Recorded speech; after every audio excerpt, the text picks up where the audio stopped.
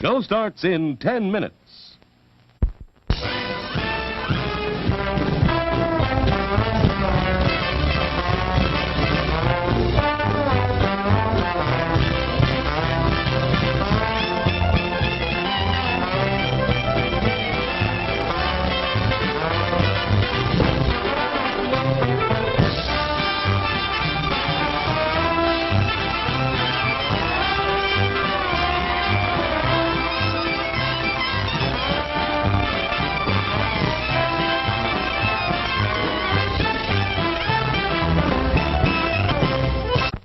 What is it? Say, What is it? hey, why it's Buttercup.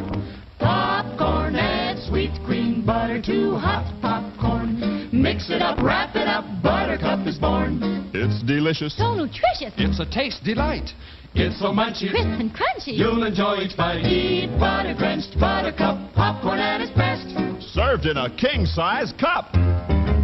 It beats all the rest.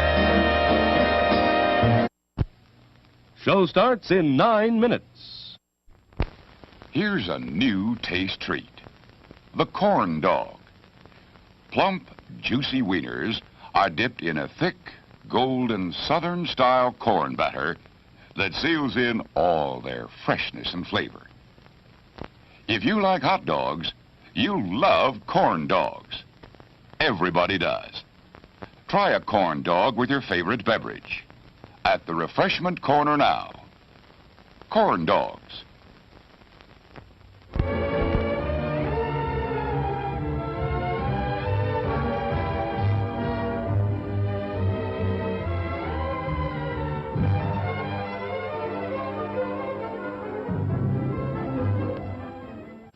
Show starts in 8 minutes.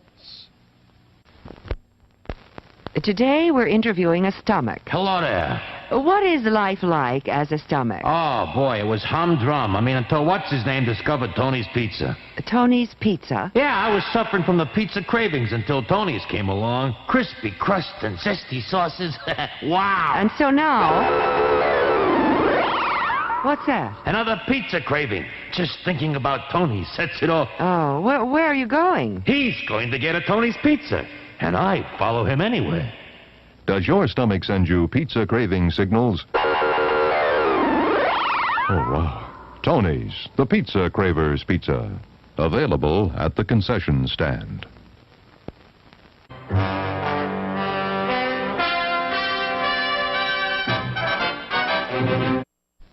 Show starts in 7 minutes.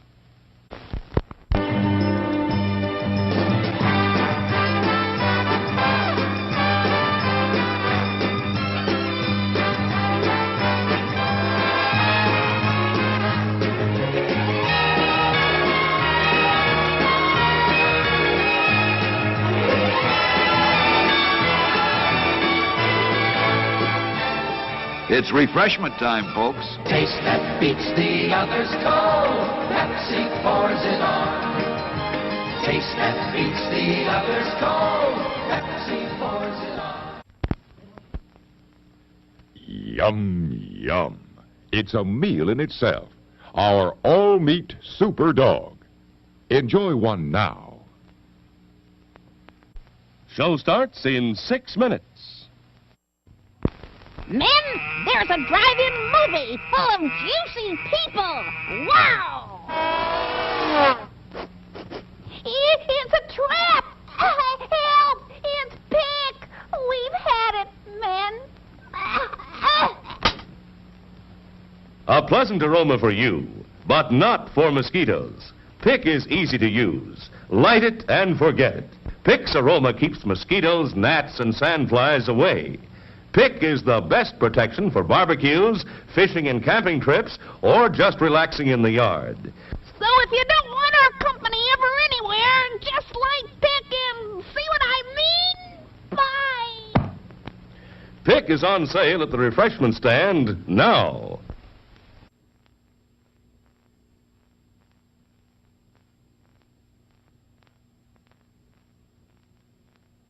Show starts in 5 minutes. A cup of whipped hot chocolate tastes great right now. Carnation's Cocoa Supreme, the delicious hot chocolate drink with the light, delicate flavor you like.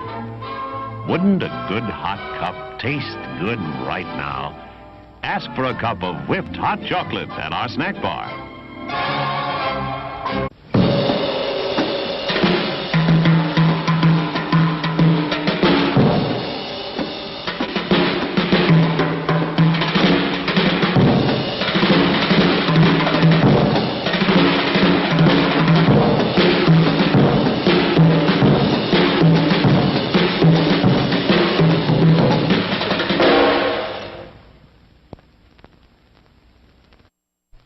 Show starts in 4 minutes.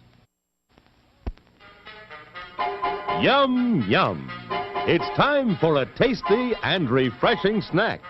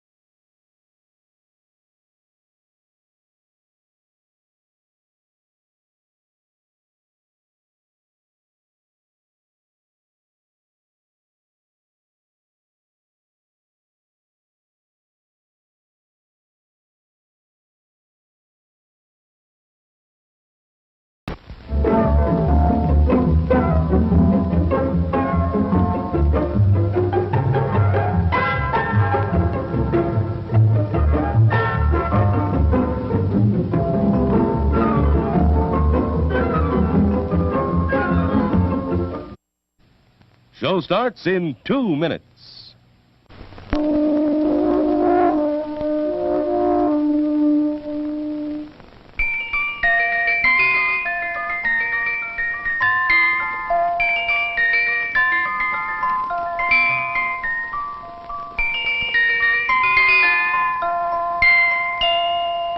Now listen.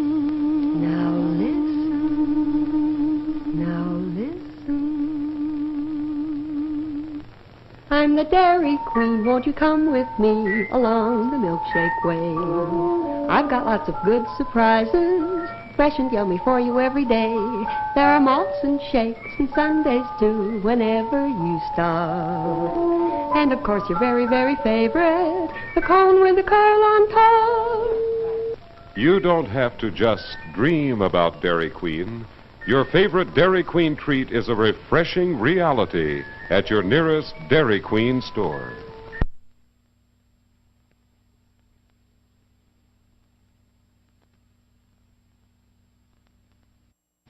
Show starts in 1 minute. For our patrons, men, women, boys, girls.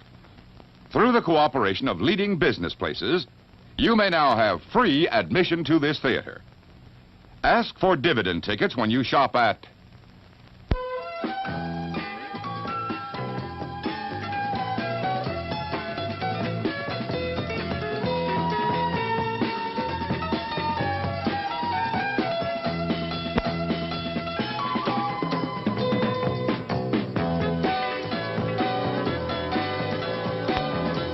Names of merchants who give dividend tickets are listed in the lobby of the theater and on circulars at the concession stand. Dividend tickets will be accepted on all standard box office priced films. So take a circular with you today and start saving dividend tickets tomorrow when you shop. See your next movie completely free. And now, on with the show. WMNS TV channel 37 Olean. The controllers are ready on vision and sound. The vision and sound are on. The station goes on the air.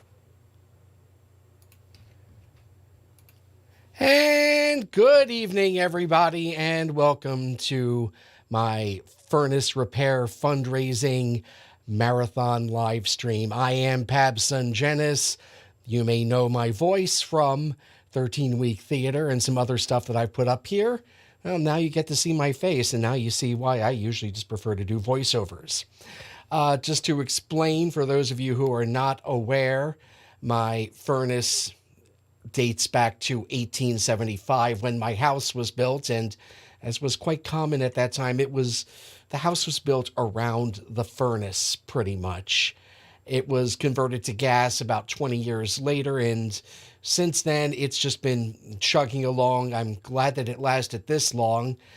One of the problems I have is not only do I have to replace my furnace, and I've still got a little bit of an outstanding gas bill because it was so inefficient, but the big expense is my furnace is encased in asbestos that I'm going to have to get rid of, and that's why I'm trying to raise some money to replace my furnace. Now, I've got the addresses, right over here. I hate these non-mirrored screens. There we go. And for those of you who might end up watching, as long as Carson's people don't copyright strike this, you'll see why later on, just like they tried with the Joan Rivers show one. These addresses are going to stay live for quite a while, so you don't have to feel that you have to donate tonight. Of course, also, super chats are more than welcome. I will read any super chats between the different shows that I've got lined up for you tonight. I'll also be hanging out in the chat room between the shows. The first show that I've got here on the schedule tonight originally was going to be a live-action TV adaptation of Harvey Cartoon's character, Little Audrey. But, along the way, the rights became entangled and the creators couldn't get the rights, so they just renamed the character Little Amy, and they made a few changes to the supporting cast to go along with this new character. You are probably going to recognize in this show the only British woman in 1960s American television, well, other than Hermione Gingold, I think, or Estelle Winwood. Well, she's the third one. You'll recognize her right away. Also, a pre-Willy Wonka and pre-Chico and the Man, Jack Albertson is in this one. And you're going to be surprised when you hear, because you will recognize the voice before you recognize the face, when you hear who is playing the part of the opposing team's football coach. All right. With all that out of the way, I'm going to head over to chat. This is Little Amy.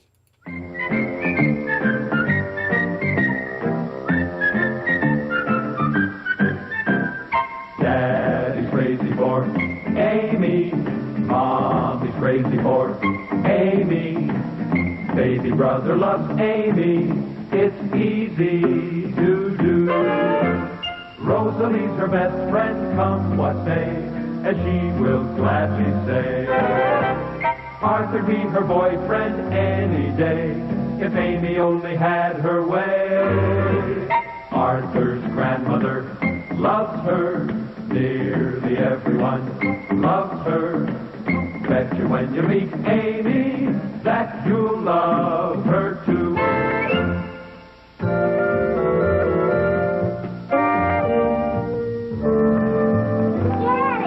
Sugar plum?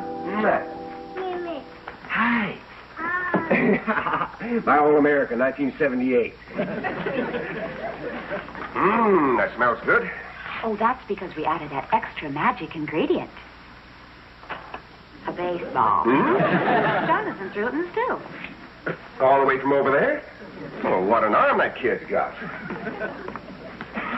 I showed him how to throw it, Daddy. You know, you're going to grow up to be another Mickey Mantle. You know that? Bill, don't you think it's a bit silly to try to teach a 2-year-old to play baseball? You're right.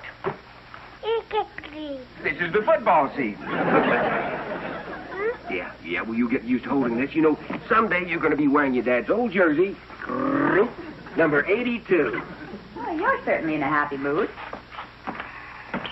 Honey, I think we're going to beat Jefferson City High this weekend. That'll mean an undefeated season and a raise.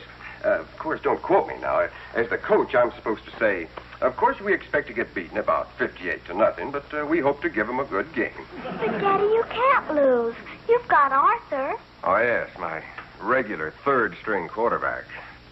Sweetheart, I think I'd better tell you this before somebody else does. Arthur isn't exactly the best football player in the world. Second best? No, and you better not ask the third best or the fourth. Why isn't Arthur a good football player? Well, he tries hard enough, but he just hasn't got it. Now, take Ted Crane, my first-string quarterback. He's a cocky, confident, spoiled kid. The way he drives around in that flashy convertible of his with that fancy foxtail waving in the breeze as if he owned the whole town. And when he gets on that football field, he's got it. And Arthur hasn't. Couldn't you give it to Arthur? I wish I could. Amy, let's skate around the block again. Rosalie, you know we haven't time. Arthur might need us to push his car. Amy Martin, sometimes I wish Arthur never moved next door to you. Love is spoiling our fun. Arthur and I are practically engaged. Oh, when are you going to marry Arthur? As soon as I'm 16. That's such a long time. I know. But Mama says I can't wear lipstick until I'm 16, and I wouldn't want to get married without lipstick. I'll be right up front, Grandma. Oh, Rosalie, he's beautiful. Hi, Amy. Rosalie. Hello, Arthur. What are you going to do? Practice fading back the past. Maybe if I improve enough, maybe your father will put me in the game against Jefferson City. Boy, I'd give anything for that. Can I help? Please? No thanks, Amy. You know every time you help me, something always goes wrong. Her father's the coach. Yeah. All right. I guess you can center the ball for me. I'll call a few numbers, and then I'll say hup. What number is hup? It's not a number. Just center the ball at hup. 3, 9, 5, hup.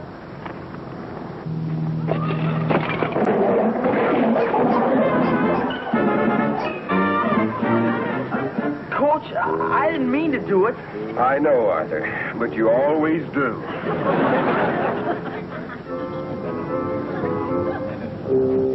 He may never talk to me again. I've just got to think of something to do for Arthur. It'd be awful if the man I married hated me. Honey, I guess the news that I've got quite a football team this year must be getting around. We've just been invited to the country club to sit at the main table at the dance after the game.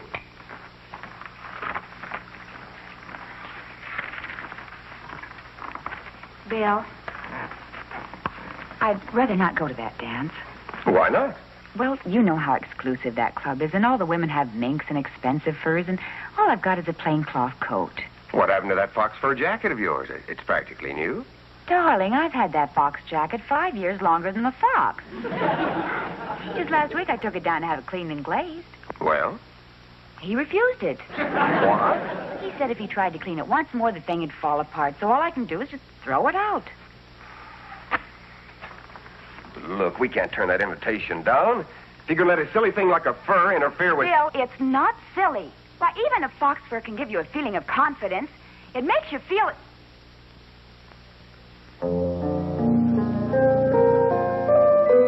Amy, dear, why don't you go visit Arthur's grandmother? Maybe she can give you some advice on what to do for him. All right. But you two weren't having much of an argument. Rosalie says her parents throw things.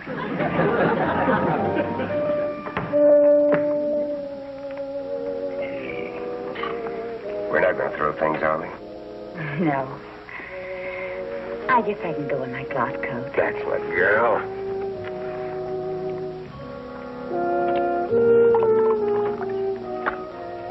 You take 2 lumps, don't you, dear? Yes, Miss Peabody. Mm-hmm. I think trouble should always be discussed over tea. And my goodness, there are lots of troubles in this world today. Try one of these cookies, dear. They're delicious. Thank you. But I'm rambling on, and you came here to talk about Arthur, didn't you, dear? Yes, Miss Peabody. That shouldn't be too difficult. After all, I raised Arthur. Well, about the only thing Arthur cares about now is football. And he's doing splendidly. Daddy thinks Arthur isn't a very good football player. I thought your father had a high regard for Arthur. In the last game I watched, there wasn't a moment he didn't have Arthur sitting right beside him on the bench. Are you sure of that, dear? Yes, Mrs. Peabody. Daddy said Arthur just hasn't got it. Have you any idea what it is? No, but Ted Crane has got it. Well, then, we must see that Arthur has it. But what could it be? I don't know. The only thing I could think of that Arthur might possibly lack is a certain confidence in himself. That must be it. Daddy keeps on talking about how confident Ted Crane is. Then we've solved the problem. All Arthur requires is confidence. But how do you give someone confidence? That's a very good question, dear. I wish I had an answer. Well, I've got to find some way. Oh, dear, this is a very perplexing problem. We found out what it is, and now we don't know what to do about it. But in the meantime... Yes, Miss Peabody? Have some more tea, dear. Why does Arthur need confidence? To help him become a great football player. Amy, why do we always have to help everyone? You know what our teacher in Sunday school taught us? We're put on earth to help others. Oh, I wonder what the others are put on earth for. Please, Rosalie, let's just think. All right. Rosalie, I've thought of something. Fox fur can give you confidence. I didn't know that. It must be true. I heard my mommy say it to my daddy. And Ted Crane has got a foxtail on his car. I'll bet that's what gives him all his confidence. Just a foxtail? It must look like Lady Elaine's magic scarf. She gave it to the unknown knight, and then he had confidence and won the jousting tournament. That's true. All we have to do now is get Arthur a foxtail for his car. These are beautiful fox skins. I'm sure Mrs. Martin will enjoy wearing her new fur jacket. Yes. Well, here I go. Buying something else on time. But it'll be a wonderful surprise for my wife. Surprise? Oh, well, I guess I'm a little sentimental. The first jacket I bought for my wife was a surprise. When she came back from the hospital after little Amy was born, she found it waiting for her in the closet. Oh? Is Mrs. Martin expecting again? Oh, no. Not even a fur jacket.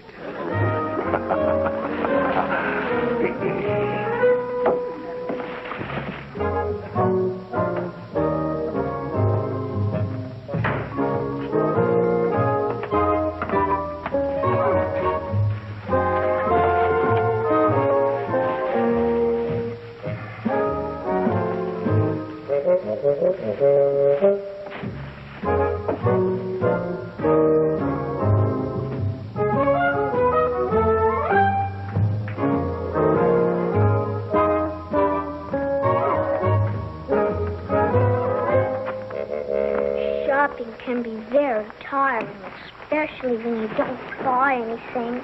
The only place that had foxtails was the auto store. They were $3.95. At that price, Arthur will have to get along without confidence. I don't know why foxtails should be so expensive. My mama said she's going to throw her old one away. I know! Mommy's fox fur jacket. What are you going to do? I can cut a foxtail for Arthur out of that. Gee, Amy, you're smart. Rosalie, go get the scissors. Okay.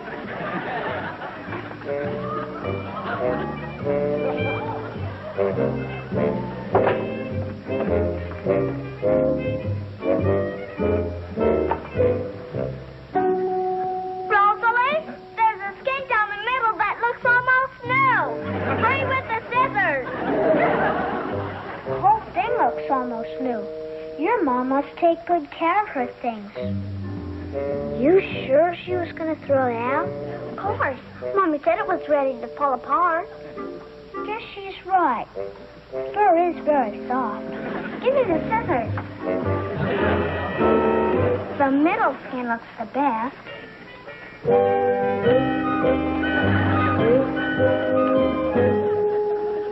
Arthur will have all the confidence he needs.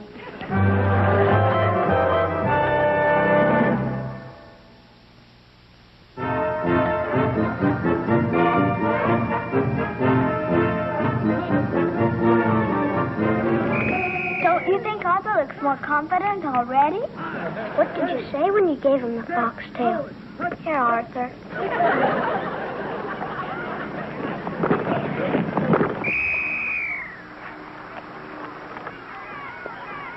Your ankle again, Wilkinson?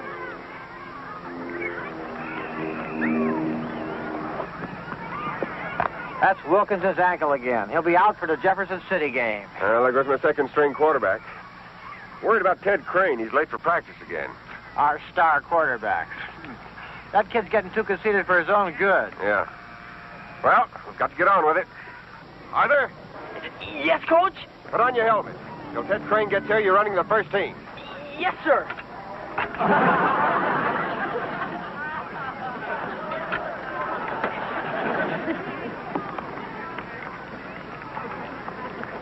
Power sweep right. Power sweep right on 2. Ready? All right, man. Let's go. Let's go. Go now. Ready, get set. Up 1, up 2, up 3, up 4. I don't think the foxtail's working too good. Maybe you should have given him the whole jacket. Arthur, listen carefully and do exactly what I tell you. Exactly what you tell me. Yeah, now look. When you take the ball from center, hold it like this. So even if you tackle me hard, you can...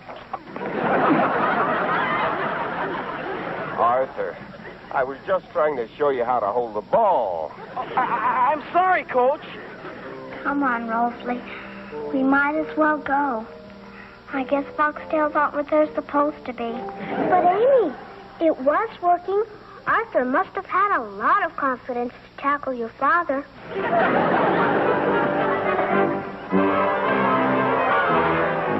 I've been waiting to take you home because I want to apologize for that tackle. That's all right, Arthur. You didn't mean to do it. I feel so bad about it. You know, you're my idol, and well, I want to be exactly like you. I guess that's why I do all those stupid things. I mean, well, I just get so nervous sitting near you. Old 82. The man who ran that touchdown against Jefferson City. And the best football player that Thanks ever... a lot, Arthur, but just watch your driving, okay? Oh, yeah. But believe me, from now on, I'm not going to do anything to aggravate you. Sure. Say, there's something about this car looks different. It's my new foxtail. Oh, yeah. Hey, it's a beauty. Thanks. It looks like genuine fox fur. Yeah, it's just an old one. Nice color. You know, I brought my wife a fox jacket today. Exactly that color. Amy gave me this one. It's a nice present.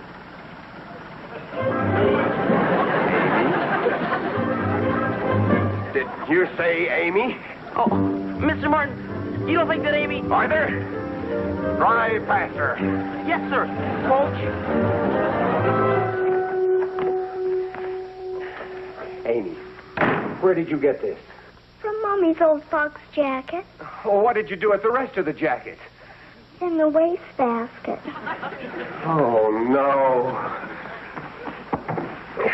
What's going on in here? Oh, I bought you a new fur jacket. Your daughter cut it up and gave it to Arthur. But, Daddy! Amy, you ought to have sense enough not to do a thing like this.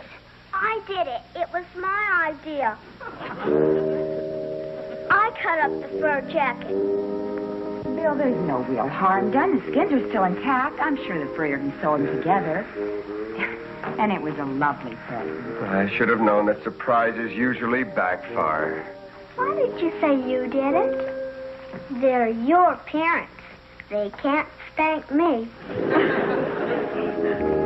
Bye, Rosalie.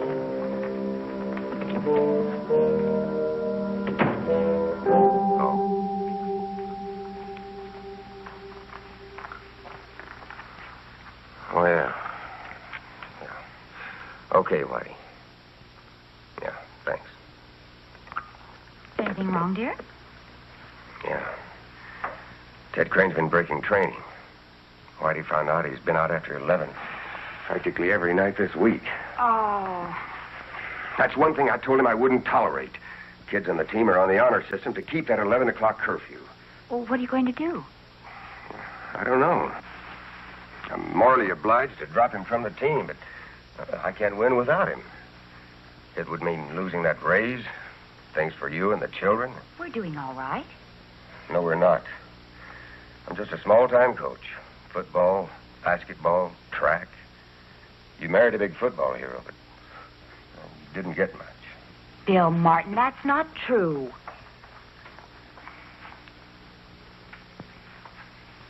I admired the football hero, but I fell in love with the man. Besides, it's easier to be married to a man than a hero. Daddy, Hey, honey. You're supposed to be in bed. I couldn't sleep. Oh, what's the matter? Tummy ache? No, I'm bothered up here. Daddy, how can you tell what's right or wrong? Well, I guess it's something called conscience. What's that? It's a little voice inside you that tells you. I guess sometimes it doesn't speak very loud. No? I didn't hear it this afternoon. I think we hear it best in the still of the night. Rosalie said she cut the fur coat, but I did it. It was all my fault.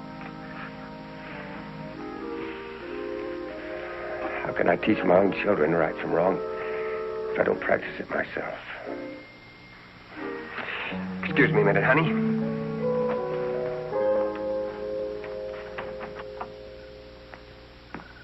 Arthur! Yes, Coach? Get back to bed. You're my starting quarterback tomorrow. Yes, Coach. Yippee!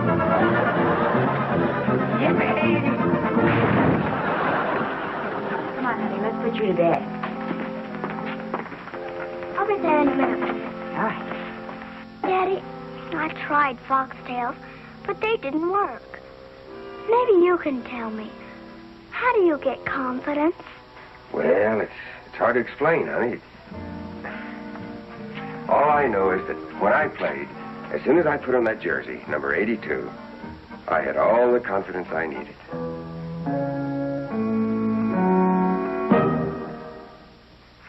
Mr. Martin, I hope you'll forgive me for disturbing you at this hour of the morning. It's all right, go ahead. Well, you see, there's so much local interest in the game that the Elm Grove Sentinel is very anxious to get last-minute statement from both coaches in time for today's edition. Now, you see, we're naturally very high on the prospects of your team, so we'd like a statement from you. Well, we expect to get beaten about 58-0. All coaches say that. Yeah, well, believe me, I mean it. No, you couldn't possibly. Good morning, Daddy. Oh, hello, sweetheart. Yeah, well, you see, what I want to know is, do you have any particular plans for this game? Yes, to congratulate the other coach. No, that isn't what I mean. Bill, Oh, excuse me, I didn't mean to interrupt. It's all right, I'm getting used to it. Oh, Bill, what do you think I ought to wear to the game? Have you got anything black? Yeah, Mr. Martin, if I may say so, you don't sound very optimistic. I'm not. Look, Mr. Ludlow, I don't have much time. Do you mind if we continue this interview while I shave? Not at all. Daddy, Yes, dear? if you think something will help someone a lot, isn't it all right to borrow that something for a little while? Yes, dear, I suppose so. You were saying, Mr. Ludlow? Yes, I want to know if you're going to depend on your passing attack.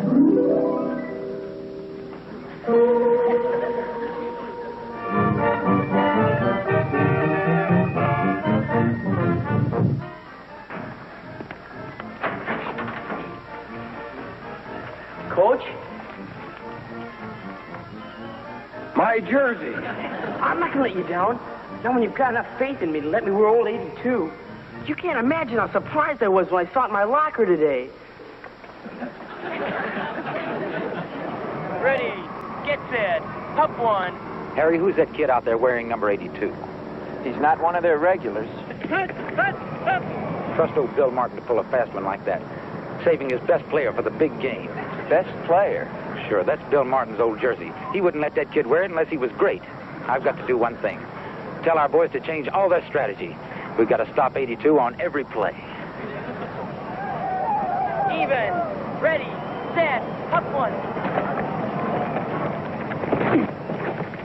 Hey, I'm get the ball?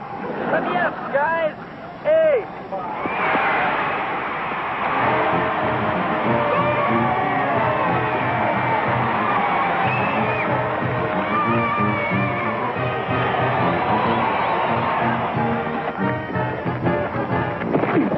Let me up.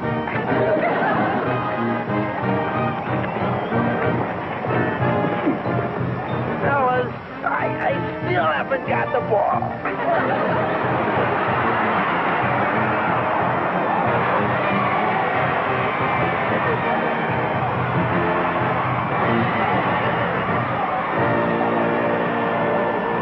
I'm being played for a sucker. Bill Martin is using that 82 as a decoy. Get in there and tell him to watch those other banks. Ready, set, up one. Up, up, up.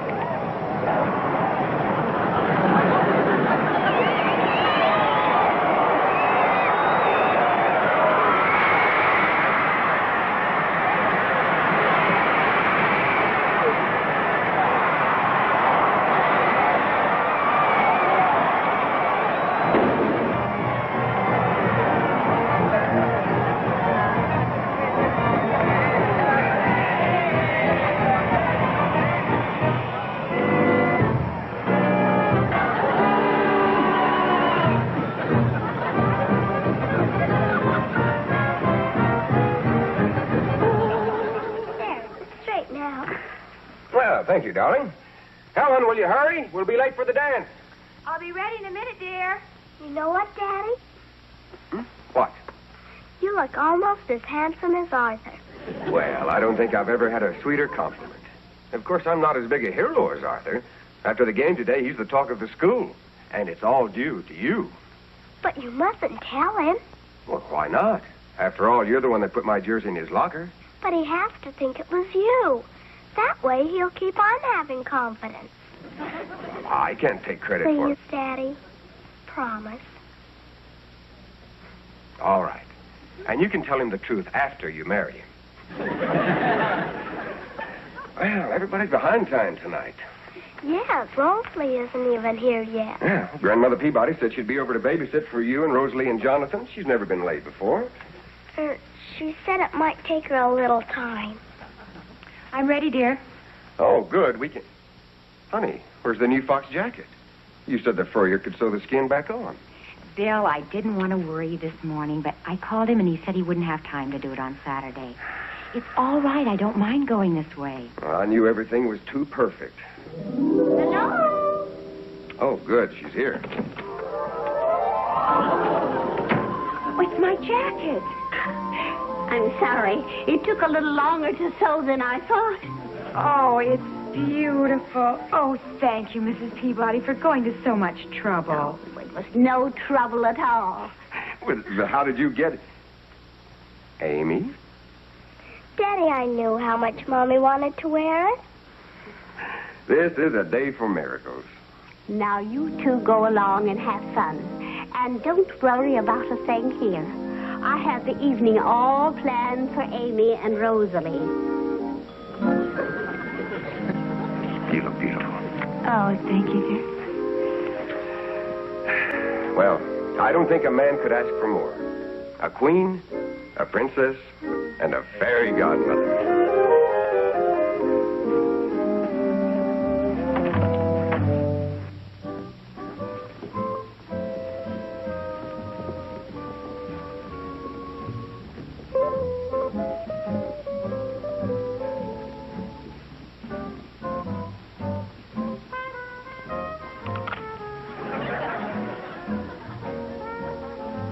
Your parents dance pretty good for old people. I still don't see Arthur. There he is now.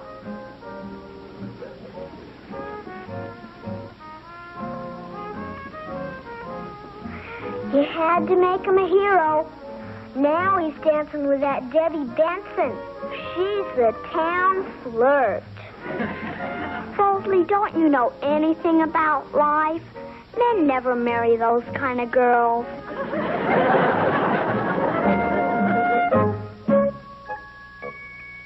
Aren't you glad that you met her? Can you ever forget her?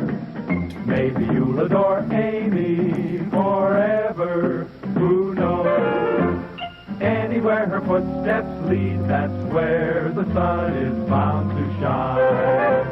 She can make a rainy day seem fair, and every little care seem fine. Birds are singing for Amy, bells are ringing for Amy.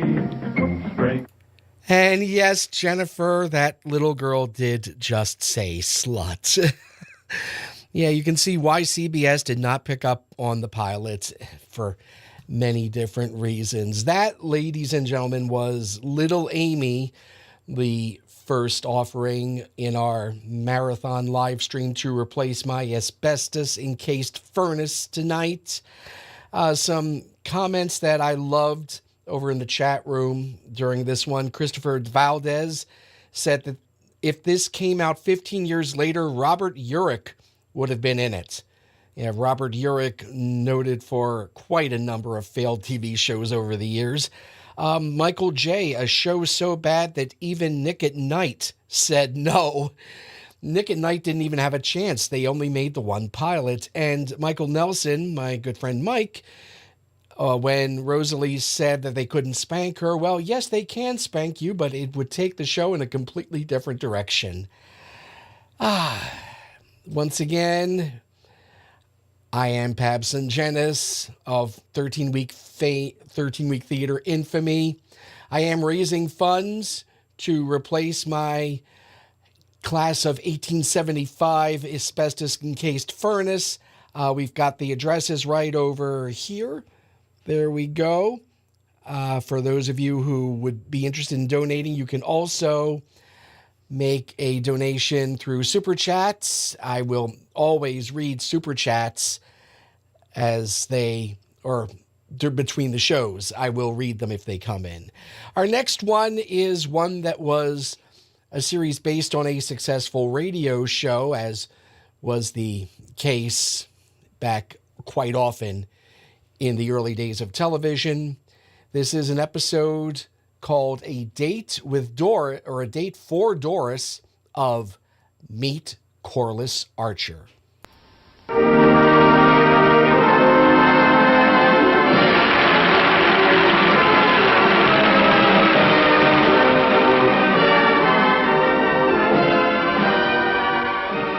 Isn't love wonderful?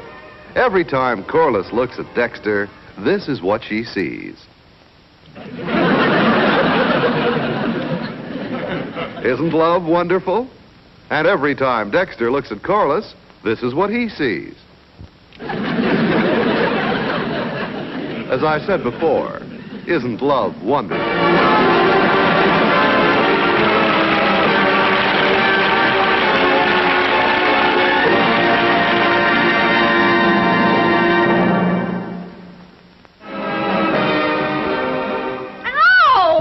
I'm sorry, Corliss, but you asked for it. Ow!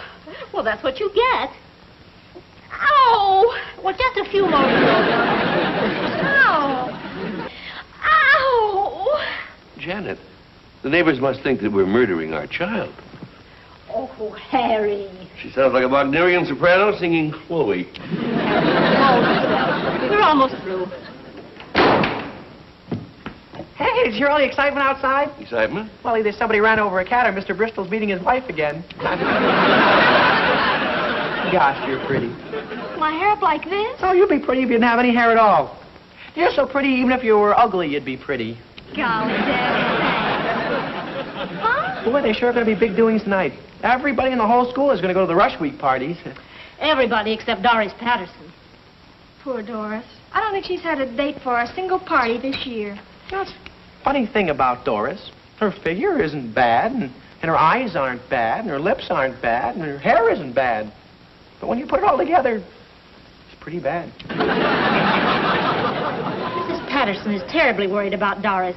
She tells me the poor child just sits and mopes night after night. I feel awfully sorry for Doris. Corliss, couldn't you get a date for Doris for the party tonight? It would be an awfully nice thing to do. Well, sure, Mom. I guess so. I mean, but Corliss... Really? Sure. Well, would you? Why not? I'm going to call Doris and tell her, so she'll be ready. And tell her we'll get a date for her for every single party this week. Corliss, we can't get Doris a date tonight or any other night. Why not, Dex? You know all the fellows. Yeah, but all the fellas know Doris from manual training class. Doris Patterson. I don't seem to place her. Well, she wears thick glasses and she's kind of big. Oh, I still don't place her. Well, maybe this will help. She was the one who tried out for the football team last year. Dexter, you're not being very funny. Well, she would have made it too, only they couldn't find shoes big enough to fit. Doris is a very nice person. Sure, she's one of the nicest guys I know. But I can't ask anyone to go out with her. Doris was so happy she started to cry. Well, Dexter? Well, I'll do my best. Aw, Dex, you're really sweet. Here's a kiss. Corliss, your folks. Dexter, I think you deserve a kiss, too. No, thank you, Mr. Archer, but you're not my type. Vanilla. Now, wait a minute. Before you begin, I don't want Mr. Bristol accused unjustly again.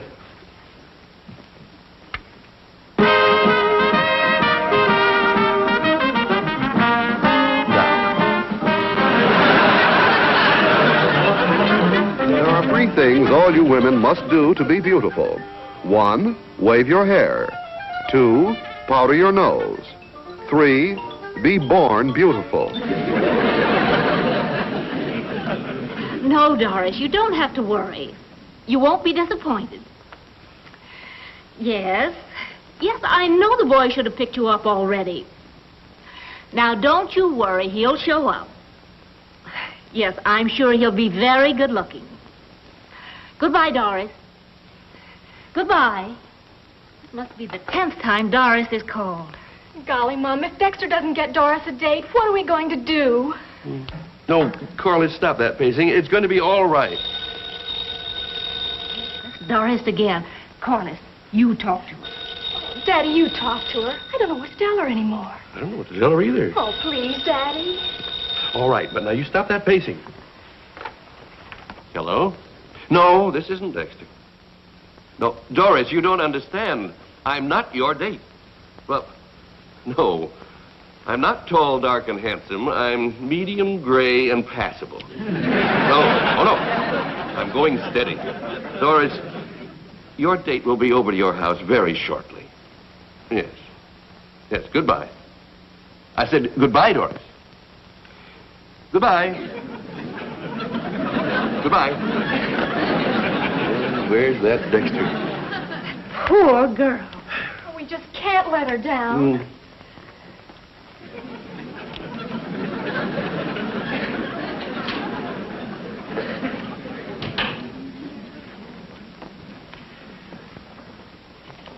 I tried to get Doris a date, but I couldn't. I tried, honest, I did. I called everyone I knew. Then word got around what I was trying to do, and people wouldn't even answer their phones. Although, really, I tried. I even offered inducements, like Doris would wear a thick veil, or give free wrestling lessons. Didn't work. Oh, I just couldn't get her a date. Well, there's nothing more I can do. I called everyone, and they all said that they're... Hey. Oh, no. No, I won't do it. I won't. You can't make me. I won't do it. I called everyone. Hey. What's her address? You can't blame Dexter for not wanting to go out with an unattractive girl. That's only natural. As the poet says, a guy just can't feel nice and snuggly when with a girl whose puss is ugly. There's the bell ending the round. Brady goes back to his corner. He's tired but confident.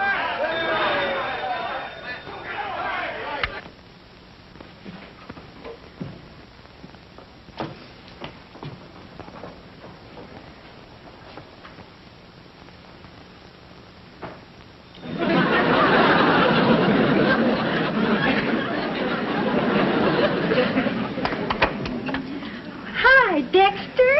Come on in. Where's my date? I'm your date. What about Corliss? Well, when I heard there was a chance to get a date with you, I broke my date with Corliss. Thanks, Dexter. Would you like to come in for a while before party? Yeah, sure. But my mother isn't here. But I can trust you, can't I? I'll say.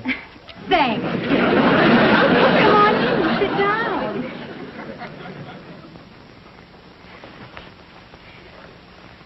Would you like some walnuts?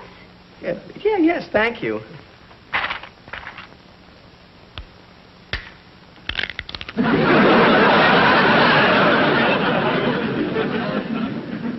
They didn't have a chance. Would you like to hear some music? Oh, sure. This is one of my favorites.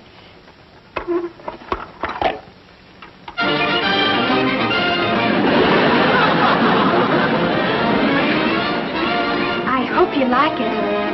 I listen to this every night when it's nice and quiet. Wouldn't we hear some dance music, Doris? Well, sure, just one sec. This is the part I love.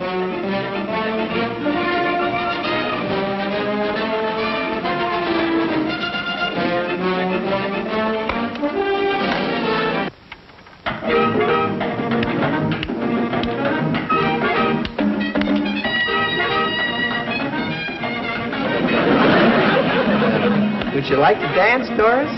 Sure, why not?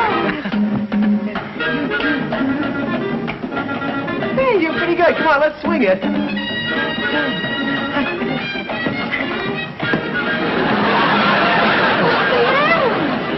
What happened? Why don't you get out? In this state, there's a mandatory 8 count. Apparently, Doris doesn't know her own strength. And it's a good thing she doesn't. If she did, she'd be scared to stay in the same room with herself. Well, good, Dexter. Good. What's good? What did you say, Harry? You've really got a date for Doris. Well, Dexter's really got a date for Doris. Good. Dexter's really got a date for Doris. good. Dexter's really got a date for Doris. Dexter, who is the boy? Mm-hmm. Uh-huh. No, Dexter, wait a minute. Hang on. Hello? Hello? Corliss, Janet, the next time you decide to play Cupid, would you please consult me first? Well, what's wrong, Harry? Dexter has found a boy from another school who's never met Doris, and he's bringing him over. Oh, well, isn't that good, Daddy? No. The boy's heard about Doris and wants to be paid for taking her out. Don't you think I better call Mrs. Patterson and tell the whole thing's off? Oh, Harry, how can I? We promised we'd get a date for Doris to all the Rush Week parties. Oh, it would be awful. Golly, Daddy, it would break Doris's heart. No, how do you think she'd feel if she found out that we had to pay someone to take her out? No, will you please call Mrs. Patterson? Oh, Harry, I just can't. All right, then. I will. I assure you, it's all for the best.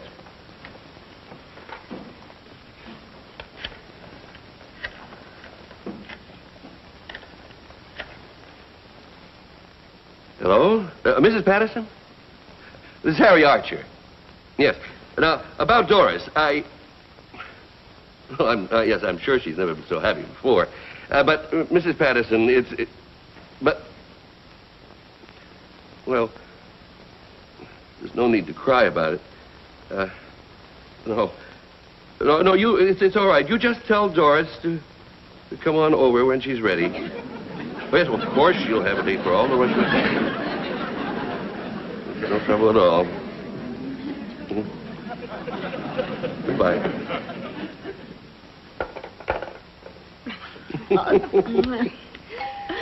Oh, that must be Dexter and the boy. Well, now, you two go in the kitchen. I've got some business to transact. Hiya, Mr. Archer. Hello, Dexter. Mr. Archer, this is Buster. Buster, I'm glad to know you. Well, how much money? Well, come in and sit down, and we'll talk this over.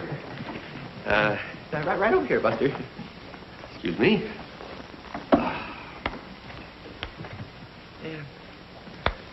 I'm delighted that you could make it tonight. Yeah, how much money? Well, I am prepared to be pretty generous.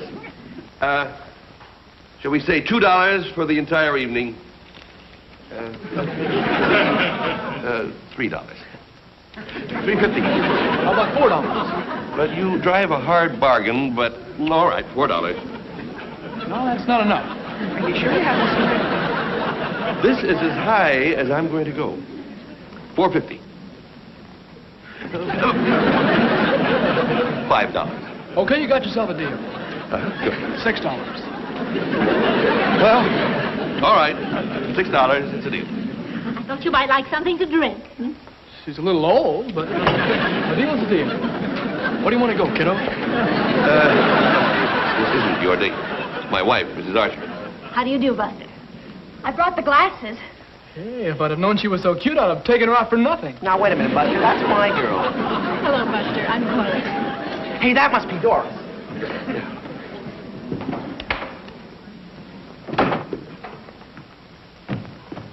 Buster, Doris. Doris, Buster. Hi.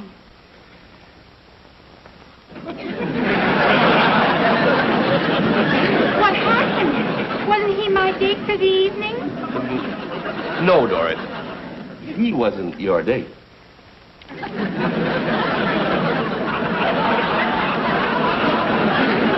we go, Doris.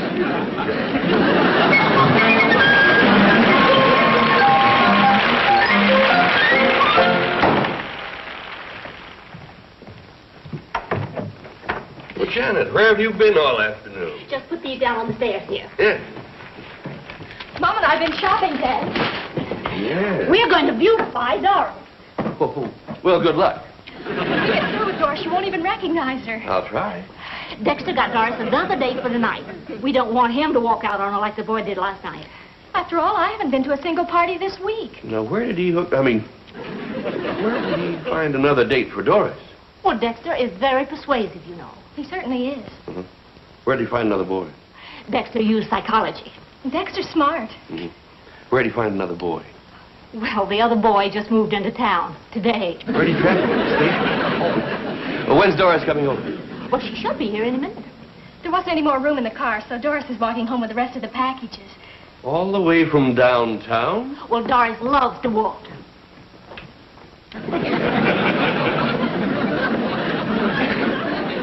Hello, Mr. Archer. Where should I put these things, Mrs. Archer? Upstairs, Doris.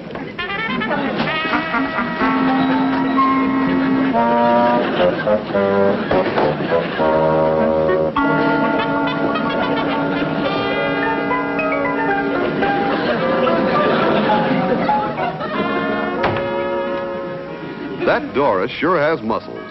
Muscles in her arms, muscles in her back. Why, I'll bet that even her muscles have muscles. Hi, Mr. Archer.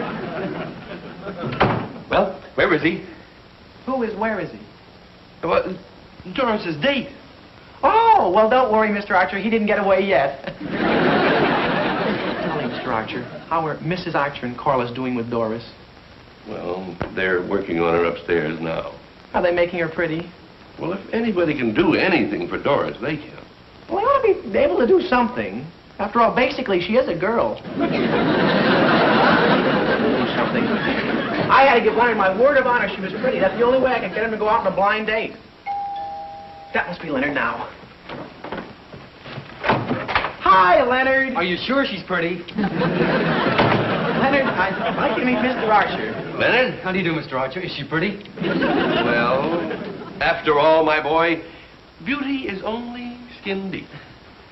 Well, I don't want it underneath. I want it on top where I can see it.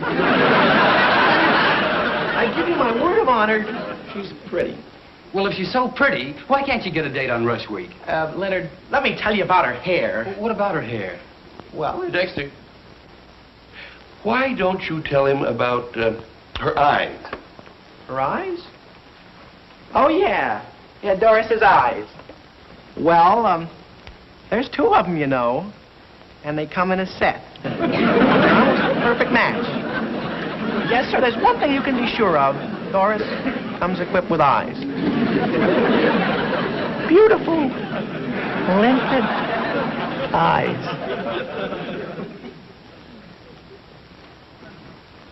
I I'll be finished with the mascara in just a jiffy. There. Her eyes look bigger, don't they, Corliss? Yes, they look beautiful. Here, Doris, see for yourself. I could see better if I had my glasses. Mrs. Archer, I'm gorgeous.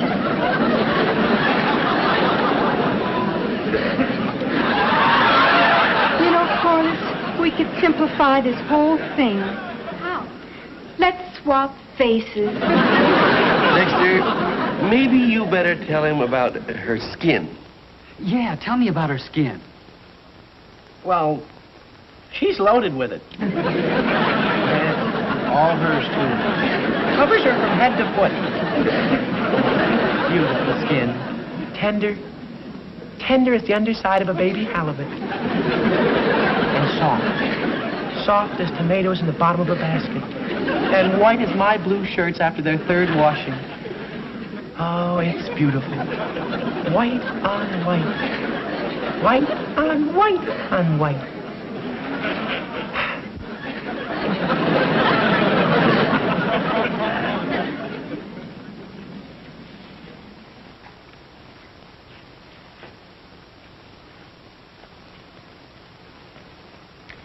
What do you think, Doris?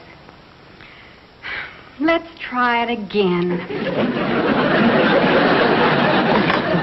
Dexter, I want to thank you for getting me a date with Doris. She's nothing. Yeah, I mean, it's nothing. I guess there are very few guys that would get me a date with a girl like Doris. I'll buy that. Dexter, you're a real nice guy. I mean it. You're a real nice guy. You meet me, a perfect stranger, and what do? You go out and get me a date with a beautiful dish like Doris. Dexter, I want to tell you, you're a real Doris? No. Doris. No. Doris? Dexter, old friend, can I talk to you alone for just a second? Why, sure, Leonard, old pal. Dexter, I just want you to know how I feel about what you've done for me. Oh, Leonard, old pal, you don't owe me a thing. Oh, yes, I do. And to show you the kind of a fellow I am, I'm going to pay you back right now. Oh, really? That's...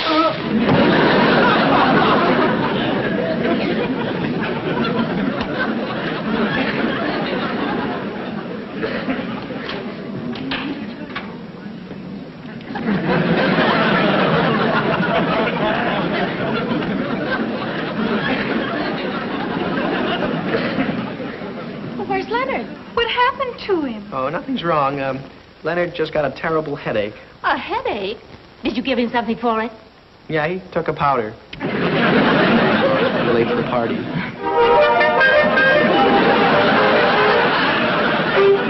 By now, Dexter must feel that he's surrounded by Dorises. He's getting that hemmed-in feeling. He's not only hemmed in, he's caved in, done in, and all in. You've all been tops. Thanks. Thanks a lot. Doris? Won't you at least stay and see this boy? No. He'll leave, and Dexter will have to take me out, and... Well, Corliss hasn't been to a party this week. Well, it's made Corliss just as happy to see you go as if she'd gone herself. Oh, you've been so nice. Thanks. Thanks a lot.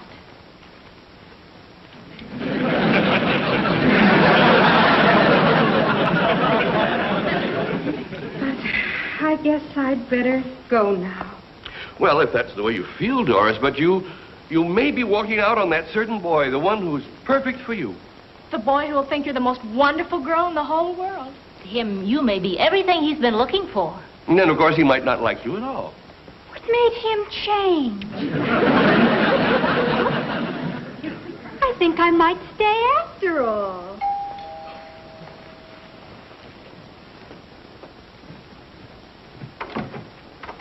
Hi, Mr. Archer. Mr. Archer, this is Sam. Hello, Sam. Hello, Mr. Archer. Well, do I look all right? Do you think she'll like me? You know, I don't go out much, and, well, you know, I just never have any dates. Well, do you think she'll like me? Yes, I think she'll like you. Oh, thanks. I know she'll like you. Real live girl. Well, it's perfect, Doris. Now, let's try this. What do you think, Mrs. Archer? I think it helps. Here, see for yourself.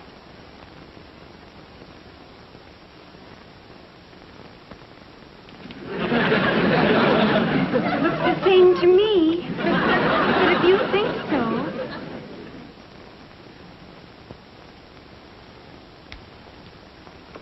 Well, do I look all right? You have nothing to worry about.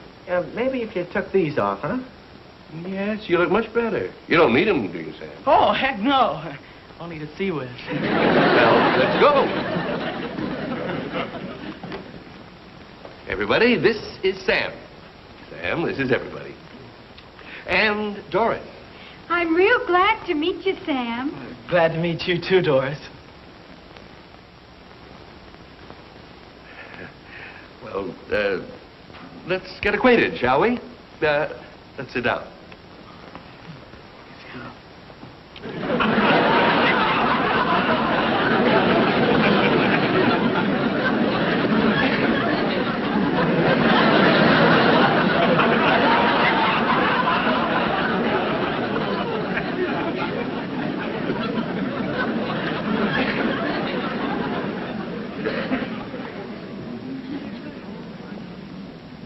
Wonderful day. Yesterday was nice, too. Wonder what it's going to be like tomorrow. The paper will tell us if it's going to be nice.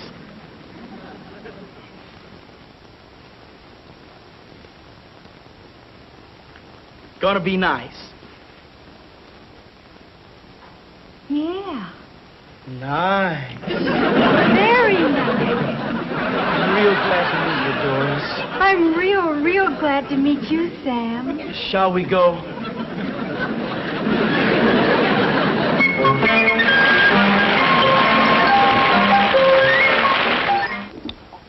Wasn't it a wonderful evening? Perfect. It was the luckiest evening of my life. Mine, too.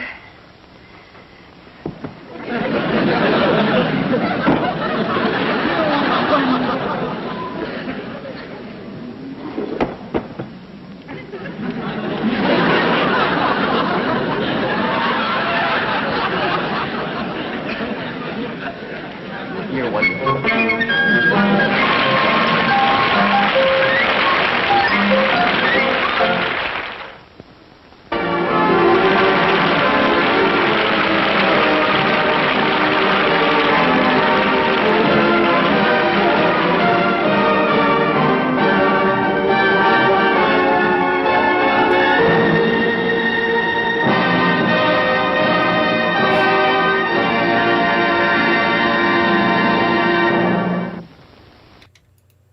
And that, for better or for worse, was A Date with Doris episode of Meet Corliss Archer. As this was one that was destined for the abandoned second season of The Idiot Box, but you'll hear more about that later on tonight. I have to thank Jennifer Kathleen Gibbons, who's also a Patreon supporter. Yes, if you like 13-Week Theater, you can support it on Patreon. Melissa Flieger also made a donation tonight, and Kristen Freeman gave, saying, "Thank you for making my husband's favorite content. I guess if I can get him out of your hair for a couple of minutes every week, it's all worth it." Some of my favorite comments coming out of this one, Michael Joy said they cloned Mickey Rooney. He also said that Doris's hair can bench press 100 pounds. Jennifer Kathleen Gibbons said, "Oh, a makeover, never thought of that." And she also said, "Physically strong women, it's funny." Yeah, it's typical misogyny of the time period and what passed for humor and for some people still does. Our next feature tonight, by the way, that was the bottom of the barrel. It's only uphill from here. Our next one is not so much bad as it was the response to a bad program, and it's become notorious.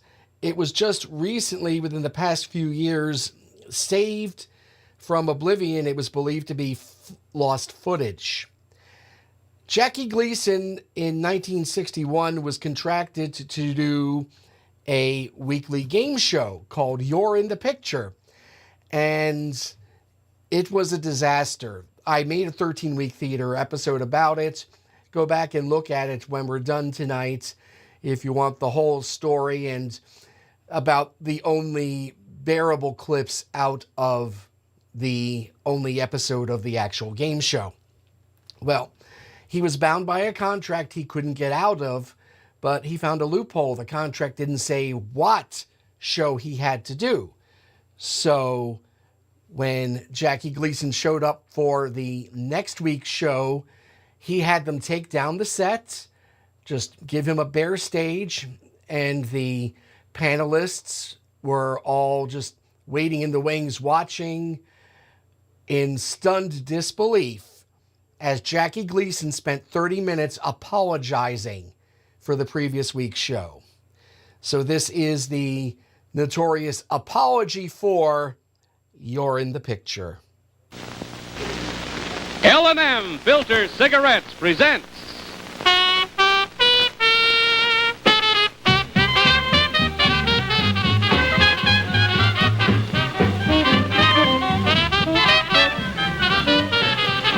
Jackie Gleason.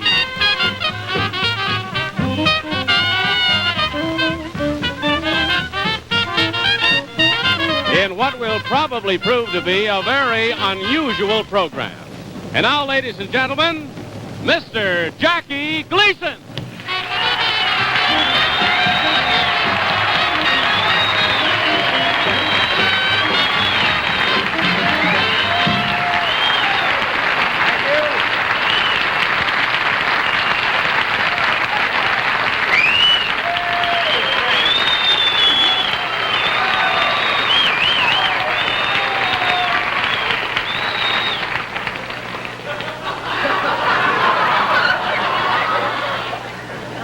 That's good coffee.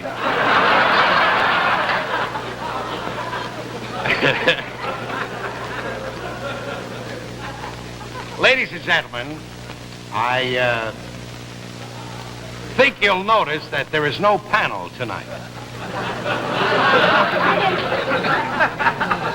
As a matter of fact, there's nothing here except the orchestra and myself. I'd like to modify that. There is one other thing. We have a creed tonight. And the creed is honesty is the best policy. Now, this program could be the most fascinating you'll ever watch. I know this, that it's the first of its kind. And could very easily be the last.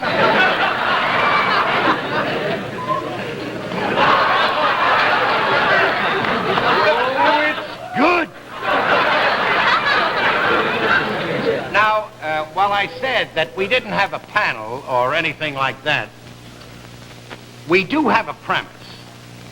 And the premise is this.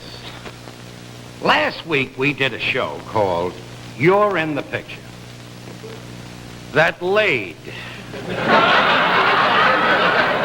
without a doubt, the biggest bomb.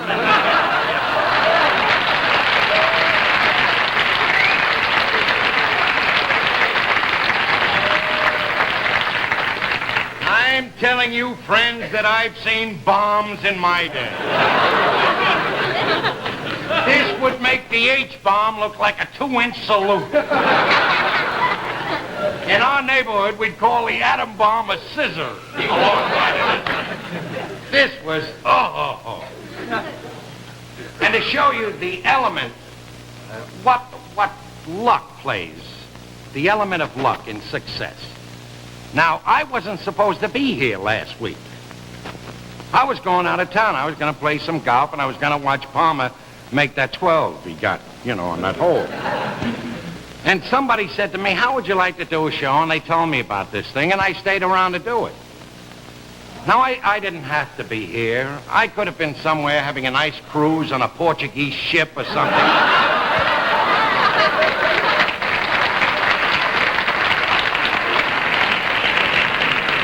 As a matter of fact, if I had been on that ship, I wouldn't be here tonight.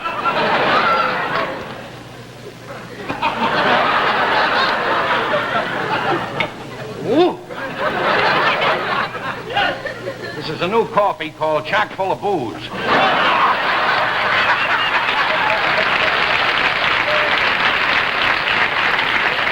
Now, before we go any further to discuss this catastrophe that took place last week, and I'll get some dirtier words to explain it later, I would like to tell you that tonight our show is being brought to you by none other friends than L&M filter cigarettes. My choice for flavor. Now, unless you're smoking L&Ms, all you can do is imagine how good they taste. How much great flavor you can get from a filter cigarette. Not from just one L&M or two or a whole pack. But every time you light up, every time, L&M gives you that flavor. Now, I think you'll agree. So try my smoke, friends. Unlock some flavor. The next time, every time, reach for an L&M because they're the greatest. And now, back to the subject. You know, a lot of people might ask, how is it possible for a group of trained people in show business, if this happened in a hospital, you know, if some doctors botched up a thing like this is the end, they carry him out, that's all, Charlie. But here we are, all trained people in show business, and the best that you can get. This is, no kidding, these are the finest people. And I imagine that in the group we had, there were about a group of 20, they had combined experience of about 300 years. Imagine. And they put this show on, you're in the picture. Well, now I gotta tell you why a thing like that happened. Whoa, that's good coffee. I mean, that's a good cigarette. Now, let me explain this to you. The facts of show business are this. Show business is a very strange and intangible endeavor. Now, for instance, put yourself in the place of a bank president. Now, suppose a guy walked into you and you were the president of a bank, and he said to you, I want to borrow $1 million because I'm going to put on a picture with no stars in it. He said, and the plot of the picture is this: an ugly butcher up in the Bronx can't get a date, and it's going to win the Academy Award. Well, immediately, you know, you step on the emergency bell, and you hermetically seal the whole bank, and in 30 seconds, Bellevue was there with the straitjackets akimbo, you know. But oddly enough, there was a guy who did borrow some money from a bank, who did put on a picture without any stars in it, and it was about an ugly butcher in the Bronx who couldn't find a date, and the name of the picture was Marty. Now, up to now, it's made about $8 million. So how can you tell, you know? Now, that's a stupid plot that you walk in with. But let's look at the other end of the rope. A couple of years ago, about 10 years ago, there was a show. A guy had an idea for a show. He said, here's what we're going to do. He says, we're going to put on a show called Keep Off the Grass. It'll be about Central Park. He said, and we'll get a historian that knows all the funny things that happen in Central Park. And you know, friends, that there's been some funny... He says, we'll get two geniuses to write the music, and they did. They got Jimmy McHugh and Howard Deeds. They said, we'll get the master choreographer of all times, Balanchine. He'll put on the dances. They said, then we'll get stars. We'll get Jimmy Durante, Jane Froman, Ray Bolger, and Ilka Chase. And they did. And they put this show on. I was in it, friends. It closed so fast, I got caught in the doors. So that's the intangible. Yeah, that isn't the worst flop. I was in worse than that. I was in a little legitimate show in summer stock. This thing was so bad that opening night it closed during intermission. This is how bad this was. But, you know, there's Now, for instance, when they came to me with this idea, you're in the picture, I got to take the blame for this because a guy walked in and he demonstrated. I was sitting with my agent, you know, and a couple of the people that belong to the agency that I'm employed by or guided by. Who's dirty, rotten? No.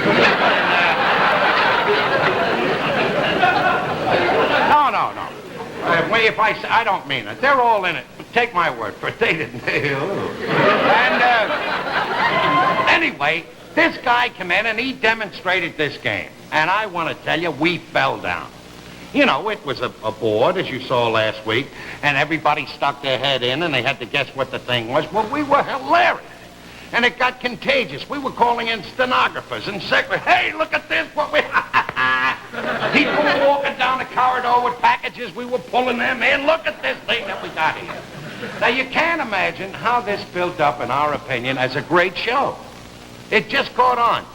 Now, I got to show you, for you people who didn't see the show last week, who weren't that fortunate, I got to show you what it was like. Now, will you bring out the tableau, please? Bring that thing out here. Just bring it up. You'll notice, ladies and gentlemen, that the stagehands have their back turned to the audience. Now, this is understandable. They don't want to be identified with this thing. They have wives and children and are respected members of their community, and they don't want to have it. But this is it. Now, if you looked at that, wouldn't you say that was funny? Well, maybe it's unfair to show you this. You see, somebody has to stick their... Let me show you, when you put your head through the hole, how funny it is. Watch this. Up back here. Just pull it down. There you are. Look at that there. Take it off, fellas. Well, that's what I mean, you know. Maybe it was because they had the cook over at General Artists Corporation stick her head in there or something. I don't... But it was very funny when we were watching it. Now, you would think that an audience who watches a show for a half hour would walk out of the theater memorizing the highlights of the show. They didn't even walk out of here humming the scenery. But aside from that, we, for instance, we got a call right after the show. And it was very embarrassing. It was the Russian embassy. They wanted a copy of this tape to show in the Kremlin. Believe me, if they show this, you'll tell the truth. They had a bomb like this one, too. We'd listen. But Castro has a new slogan since we had this show. It's called, Yankee, go stick your head in a hole. But now, you take, for instance, the reviews that we got on the show. This was really rough. And I'll tell you why. You have no idea what an actor goes through when he gets up the next morning and has to open that paper and look at what they wrote about him when he knows he's laid an egg. And it was especially bad for me because we did the show on Friday. And at Friday, all the television columns are in bed. So I had to wait till Monday.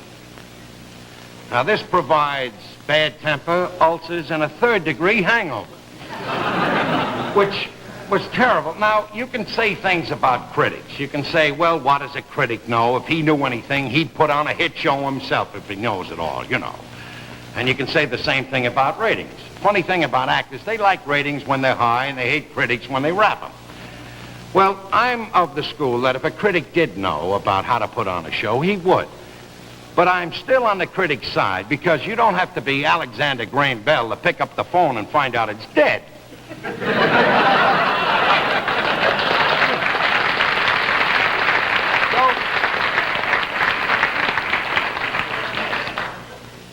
Before I read you the reviews, I'd like to tell you another thing an actor does. He tries to find out who's to blame for this. He's not. That's a cinch. So I'm sitting there grumbling to myself after the thing. Who's to blame for this? I tried to find out whether it was the guy that came up with the idea. It wasn't him, because I went along with him, calling in the girls and everything. Look at this. And it wasn't the producer, because I had a little hand in that, you know. I'm very sneaky. I get in everything. The director put the show on pretty good. The writers, I wrote some of the stuff, so I have nothing to complain at. I finally found out the guy to blame for this whole thing. Just before the show goes on, there's a guy that says, "You're on the air." That is the dirty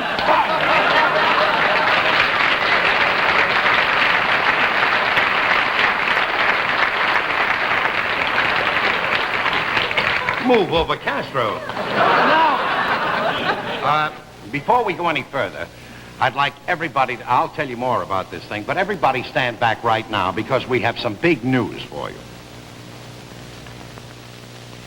L&M has found the secret, the flavor in a filter cigarette. If you know the missing word in the L&M jingle, you may be a winner in L&M's $169,000 sweepstakes. First prize worth $40,000. Includes $15,000 cash, a '61 Thunderbird hardtop, and this $20,000 Westinghouse Total Electric Vacation Home. Second prize, a bundle of money, $10,000 cold cash. 20 third prizes, each one a '61 Falcon two-door sedan. And 1,000 fourth prizes, famous Argus movie cameras. To be eligible for the big drawing, just fill in the missing word in the L&M jingle. Complete rules on how to enter in L&M magazine advertisements or where L&Ms are sold. Enter L&M's $169,000 sweepstakes now. Now, there's a chance to win a bundle. But win or not, give yourself the big prize in smoking. The good tobacco taste of L&M. It can't be beat, friends. So unlock some flavor. Reach for the greatest, L&M.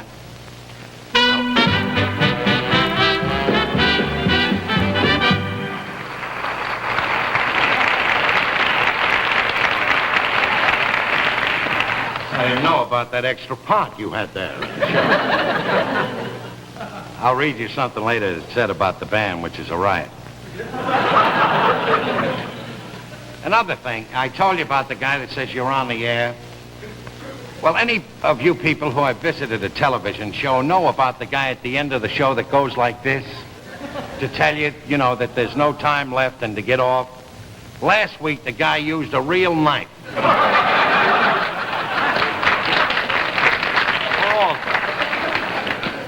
Now, another funny thing about putting on a flop show.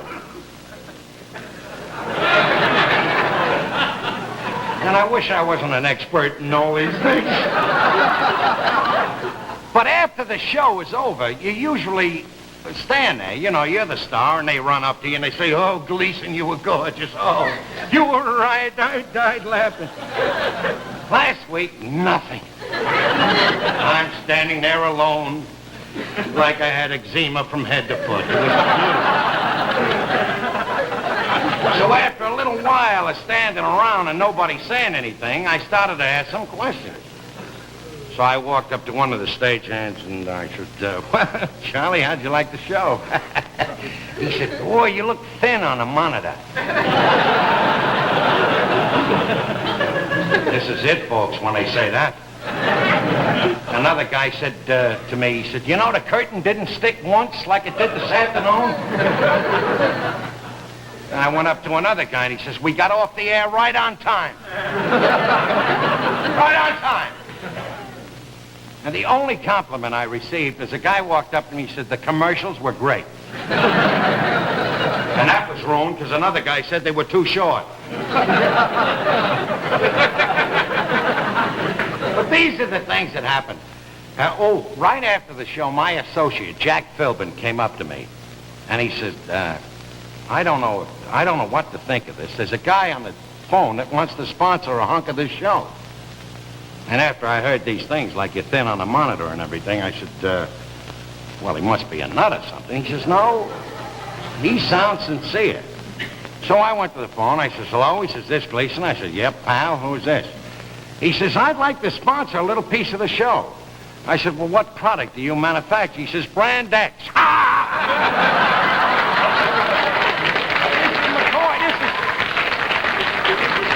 This is the truth. Now, after a show, especially like the one we did last week, you want to get out and get somewhere. Anywhere. And if you have an armed guard, that's good too, you know, but you want to get out. So we all went to a restaurant, my associates and people connected with the show, and a restaurant you would ordinarily go to eat in, but we didn't.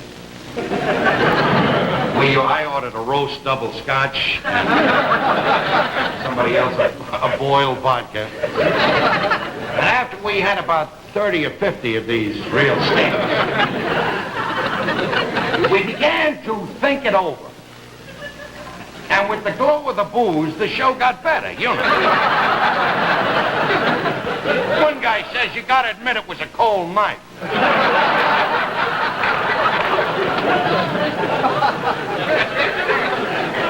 Another guy says, yeah.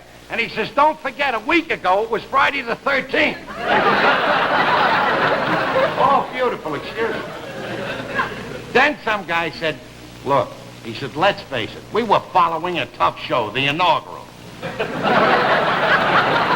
That's on all day with the marching and everything. He said, you can't follow that. I said, you know, come to think of it, you're right. I said, they had a misfortune during the inaugural. I said, as Cardinal Cushing was making the invocation, the lectern started to smoke. Remember it went on fire? I said, that was their misfortune. I said, it should happen to us that we had a misfortune where everything burned up before we got it. And we could have also used a couple of Cardinal Cushing's prayers. But I knew that we were finished because when I went home to the hotel, I opened the window to look out and see if it was still snowing. And they had the nets up.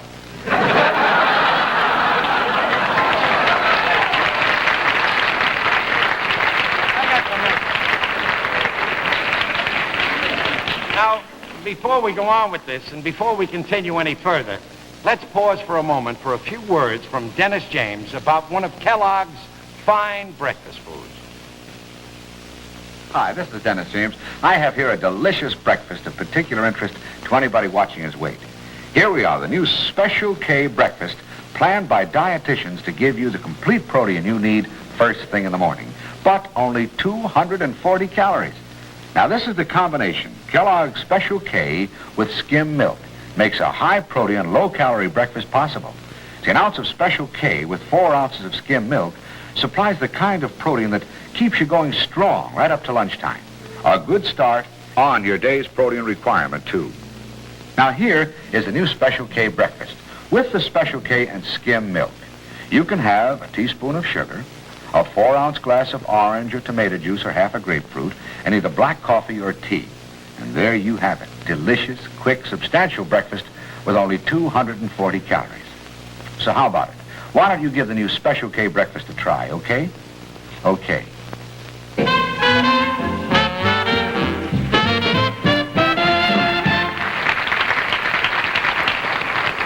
You know, ladies and gentlemen, the reason I can come out and joke about this kind of a thing is because I know that you can't kid the public. And on top of that, I've been in show business a long time, and this isn't my first flop. I got to tell you about the world's greatest flop that I was in. This contains all the dreams of an actor and all of the things you think are going to be wonderful that happen to you. And it starts like this. I was working at a joint called the 18 Club on 52nd Street. The same time I was doubling at another club in Queens called the Queens Terrace. And that was a club you had to fight pretty good to work there as a master of ceremonies. But anyway, I went on for the first show at the 18 Club, and Jack Warner was in the audience of Warner Brothers Studios, and I didn't know this. And I left immediately because I had to get in the car and rush to Queens to do the second show.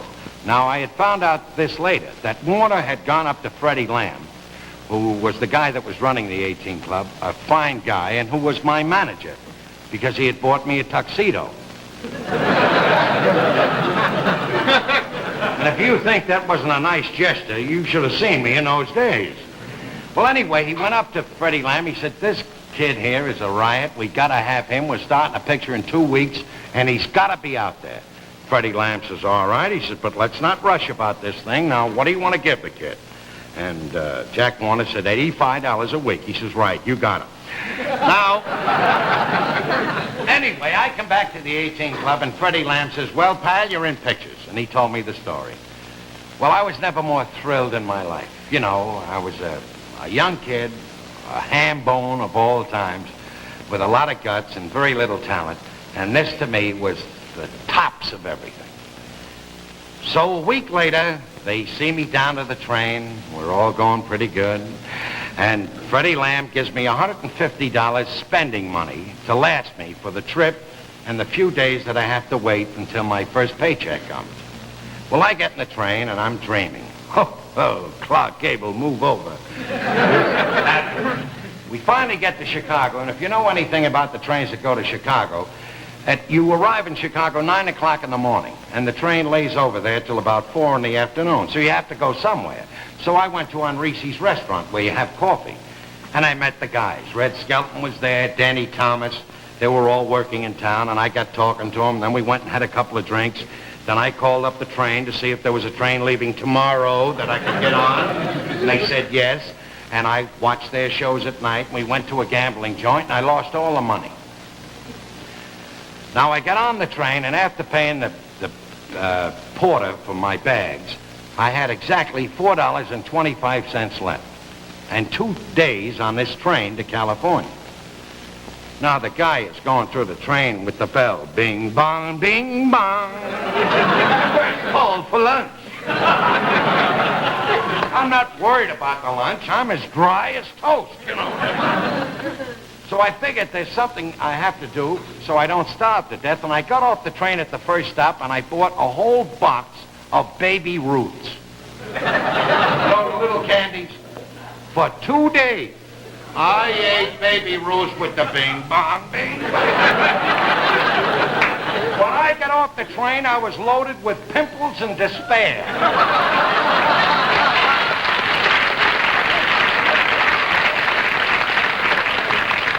The guy that was at the train to meet me said to me, what studio do you want to go to? I said, the Brown Derby restaurant. Anyway, well, I'll have to tell you the end of the story right after our next commercial. Now, as I told you, tonight our show is brought to you by L&M. And when I asked you to try my cigarette, L&M, I asked you to try them for only one reason, taste. Really good tobacco taste that gives you pleasure. And is there anything better than pleasure in a cigarette? Believe me, I've tried all brands. And if I had my cigarettes made to order, I'd still settle for L&M. And I think you will too. So unlock some flavor, friends. Reach for an L&M. Now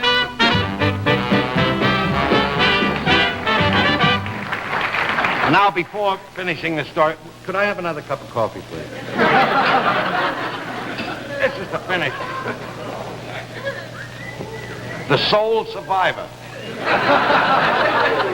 We had 4 of these when we were going good last week. Anyway, I made the picture. It was called Navy Blues. And it was a pretty good picture. Jack Haley was in it. Jack Oakey, Martha Ray, Ann Sheridan, Jack Carson. They were all splendid. But I had the kind of a part like if there were a big group of sailors and they said, let's get on a boat, I'd say, yeah, let's get on a boat. And we all run on. Then if they said, let's get off the boat, I'd say, yeah, let's get off the boat. We'd all run off. Well, we did this picture, and I couldn't wait till it came out. And it came out and played at the Warner Brothers Theater on Hollywood Boulevard, and I went to see it. And I came out, and I was pretty dejected. And I called up Jack Haley, who was a good friend of mine then and still is. And I said, Jack, I just saw the picture. He says, well, how were you in it? I said, I looked like somebody watching the picture being made. Now, that's not such a funny story, but believe me, it really hurt here. But I have learned through just such... are you saying 30 till we're finished or what? Yeah? Well, let me tell you something. This isn't a requiem for a heavyweight.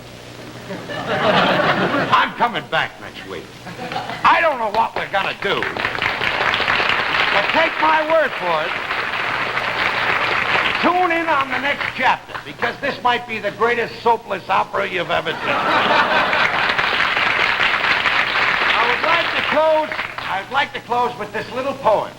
If I am in an easy chair with not a problem, not a care, should some dear faithful friend appear and tell me of a great idea, a TV show that seems a beaut, I'll smack him right in the snoot.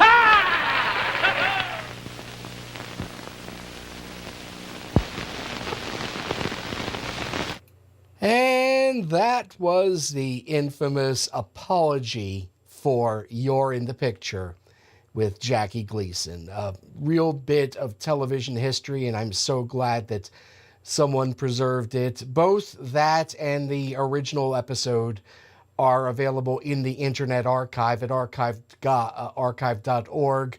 Lots of really classic television and some really bad television there. Go take a look. Shout out to Derek Ogilvie, who messaged in the chat that he was watching from Scotland.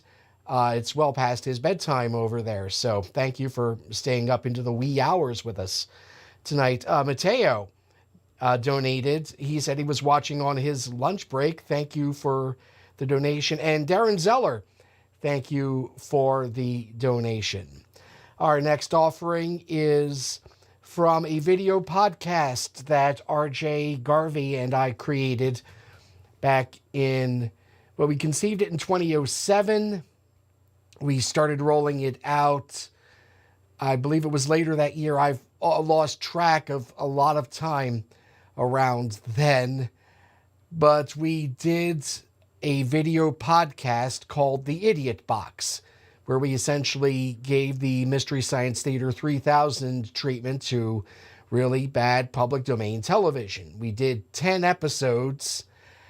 10 episodes, and just things fell apart. This was before you could put up more than a few minutes on YouTube, and they didn't really have the monetization options, and we ran out of money before we could land sponsors. We were finally landing sponsors right when we were no longer able to create. And you can see just how low our budget was with the host segments on this one.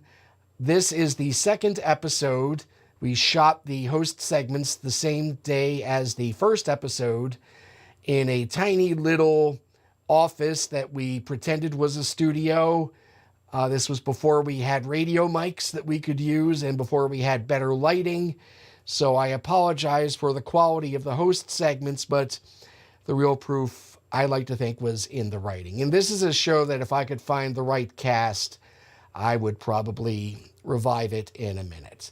So this is episode 2 of The Idiot Box, The Magic Clown. Bandwidth for The Idiot Box is provided by Liberated Syndication at www.libsyn.com. Support for this podcast comes from donations by viewers like you. Thank you.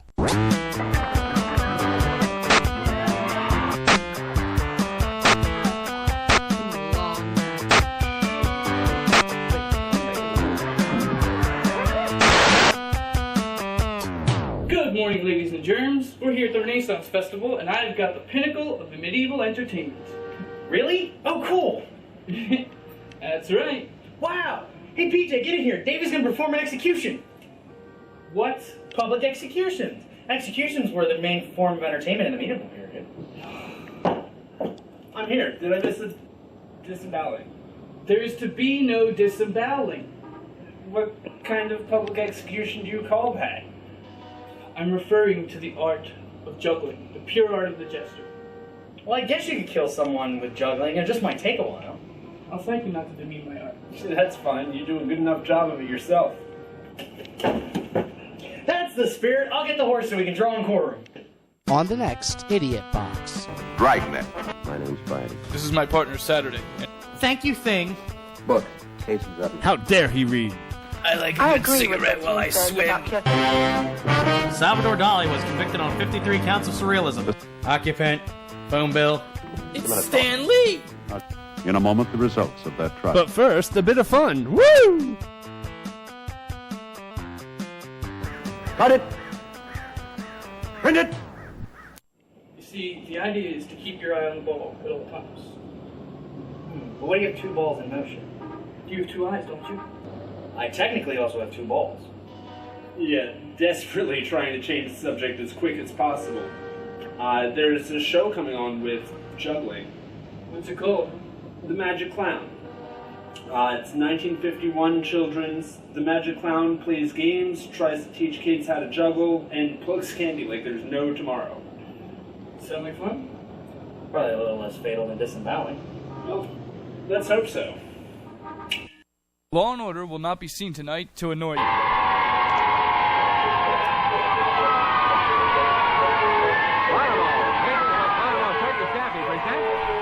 Ah! Satan! The Magic Clown!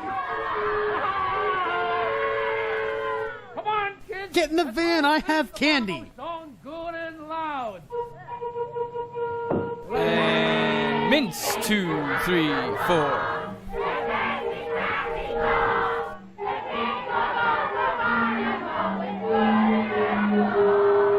We hate this stupid show. Hey, he's not wearing a fez. Kill the unbeliever. That was all right. Say, kids, I'm working on a new invention. It's so new I don't even know what I invented, but we'll find out in just a moment. Here is a glass which you can plainly see right on the table, and we'll pour in a little Scotch. Aqua. You know what aqua means, kids? Water. Oh, fellow students in chemistry, I see. Nothing like a good education. Well, we take And this is nothing like a doodle joke. Let it go. They're so young, we'll call them striplings. Oh, Ray Morgan will kill me for that joke. And we just dip it right in like this. He says your humor is not to be laughed at, Magic Clown. Well, he can laugh while he sleeps with the fishes. And we just roll it up into a little wad. And smoke it. Next thing is we take this fan that you can very plainly see, and we start to bounce up this little wad. So far, this now, doesn't seem to be an remember invention. The trick where I took these two pieces of paper, and when I bounced it on the fan, it turned into confetti. And I bounced it, about 20 or 30 times. I like to count. Counting is fun. 20 or 30,000 times. And, say, kids, look what's happening over here. Boredom's happening over here. here. No, what? This looks like it's turning into a sort of into an egg. Hey. Which came first, the paper or the egg? Isn't that really a wonderful egg? I guess this answers that question. No kidding, it's a good imitation of an egg. But sometimes they say, Magic Clown, if you're really a magician, you'll turn that egg into a real egg. Shove it up a chicken's backside. And you say the magic word. Please. Bonomo, there's nothing like it. And this is nothing like... Dude, still not funny. Oh, and now, boys and girls, I'm going to ask Ray Morgan to tell you about my wonderful magic face kit. It's how I got these cheek implants. It almost is a gift, but you must hurry. This is the very last day I can make this offer. Listen now. Hi, kids. Okay. I'm Hugh Hefner. Here is the Magic Clown's Magic Face Kit.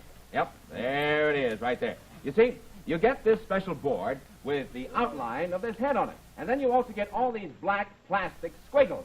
Why they gotta be black? Why they gotta be plastic? That's the man keeping the Jewish metallic squiggles down. No squiggles, no peace. No squiggles, no peace. Or else you could take it and twist it around and make an ear out of it. Now, I'll tell you what let's do. Let's finish this little thing like this. So let's give him an ear like that. Oh, he's half a Vulcan. Like that.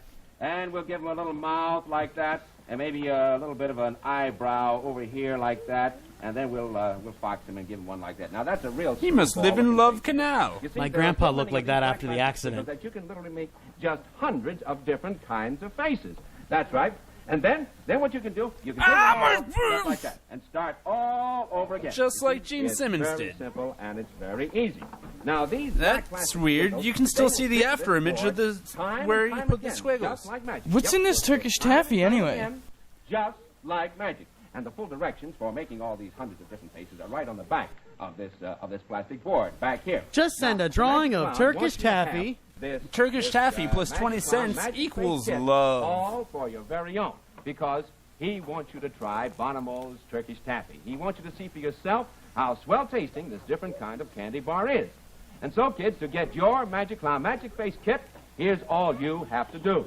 Just buy a bar of Bonomo Turkish taffy today. Then send the Bonomo Turkish taffy wrapper and just 20 cents to And the all your Magic daddy's Clown, credit cards to Uncle Box Soupy. 28, Brooklyn, New York. That's Magic Clown, Box 28, Brooklyn, New York. I must end this offer in just 3 days. So hurry, hurry, send for your Magic Face Kits right away. Do it! Obey the Magic Clown! Say, kids, I feel I'm in a musical mood.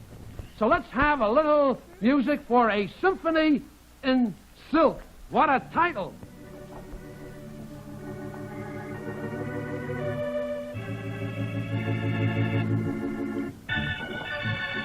Oh, the music is coming. He's a little too into this, if you ask me.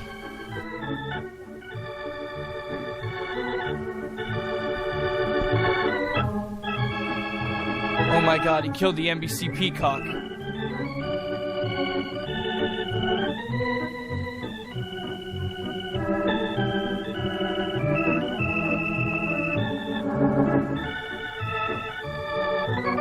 Careful, if you play with it too much, it'll fall off. Oh, now look what happened there. Now, kids, let's hear that magic word. Shazam! I'm getting out of here!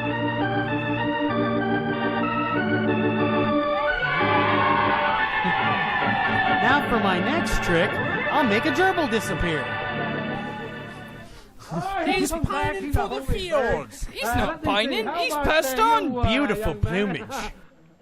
No, there's no escape from the Magic I want to answer a Clown. question. Now, you stand in this spot, and so that you don't move, I'll hypnotize you rigid. I learned this trick from the McMartin family. Now, He couldn't make the Here's silk story of rigid. Alabama What makes him that think it'll work with the kid? So this is what Michael Jackson was Well, doing they in the raised 50s. Prices again? Well, everything goes up these days. Now, you know the story. I never got it straight. There were 40 thieves in jars, and Alibaba knew the magic word, and he said open sesame, but that was an old story. Today we have his son, Alibaba Jr., and he knows the magic word, too, but... Open poppy what's a little bit seed. different. What's the magic word that he says? Salakadoodle, miskaboo, bibbidi bobbidi He's boo. up to the minute.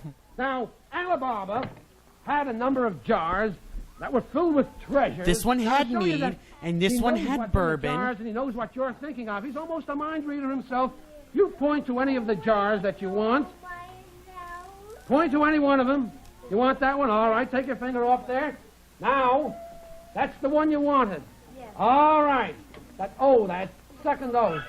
Swinging it around, Alibaba, round and around he goes. Where he stops, only Alibaba knows. Well, since it's And weighted let's on the bottom, see I how know smart too. He is. He could tell just where you're going to stop at. Shall I give him another chance, kids? All right, I'll give you another chance. Pick another one of these. Pick the same one. Anyone you The want? same You got one. the choice. No, But don't annoy the Alibaba magic knows clown. every single- Oh, well, they can't see it, but as long as they know it's the second one. Alibaba, I want you to pick the one the young man pointed to.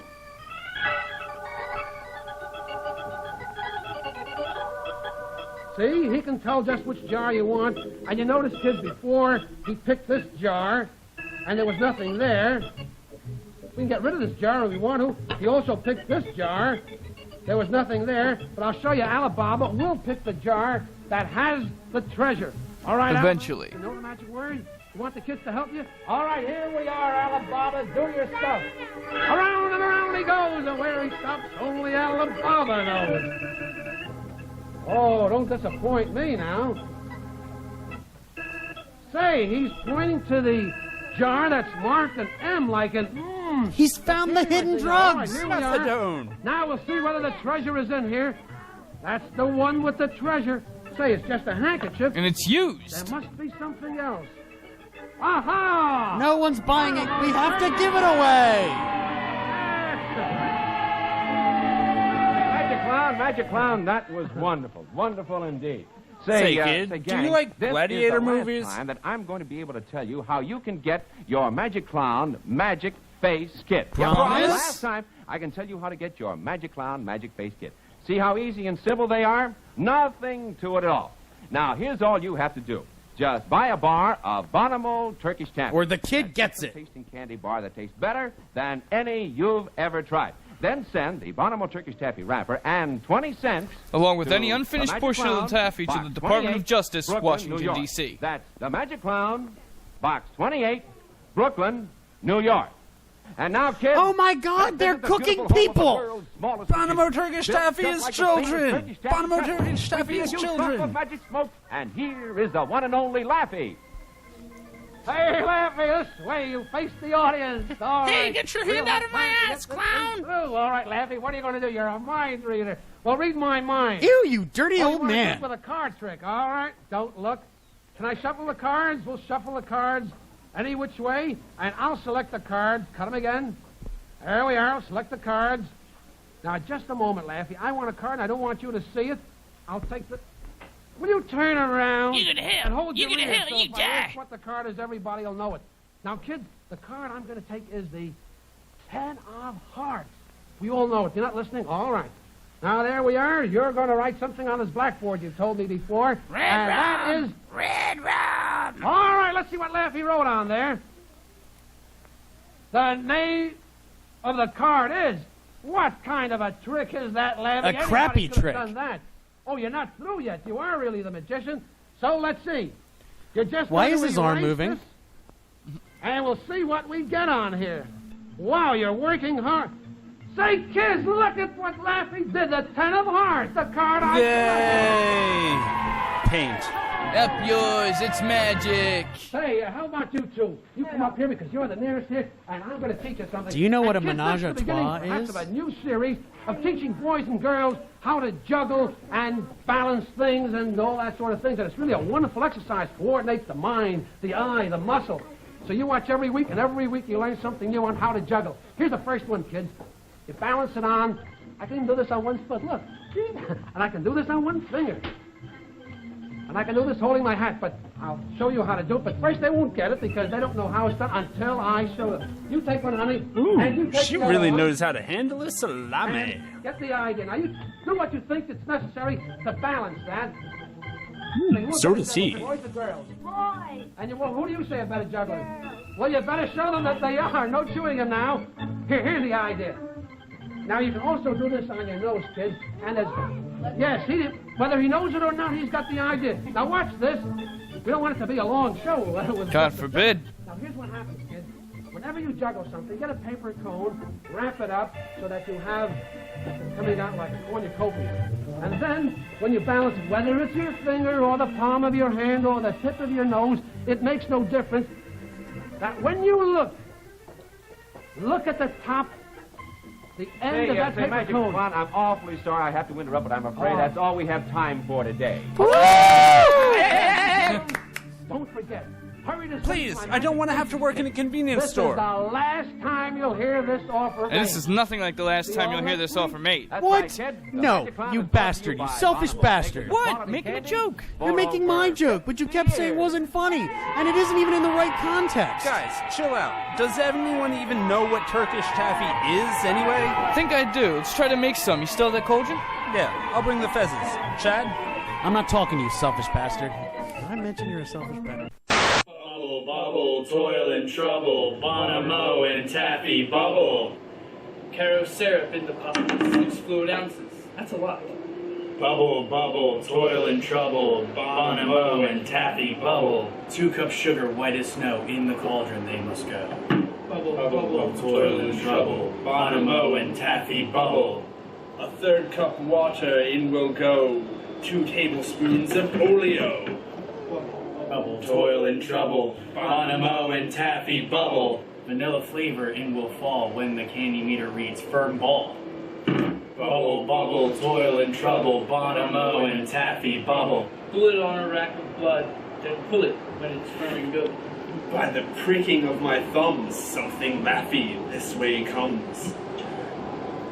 Well done, my acolytes, well done. Once the taffy has been cooled and pulled, stretch it out and cut it into candy bar-sized pieces. Then store it in a cool place. Laffy, do you like our conjuring of the original Bonomo recipe? Very much, yes. And so you shall have your reward. What's that? Another episode of The Magic Clown!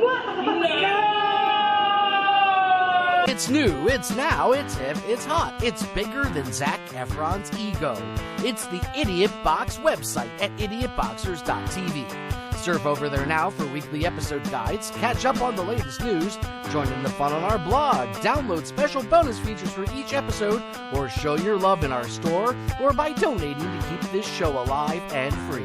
The Idiot Box website at idiotboxers TV. Do it now before Zac's ego eats you alive. Friends will be seen tonight to annoy you. Bonomo, makers of Bonomo's Turkey Taffy, present the Magic Clown. That's not the same guy. The part of the Magic Clown is now being played by Carol Channing.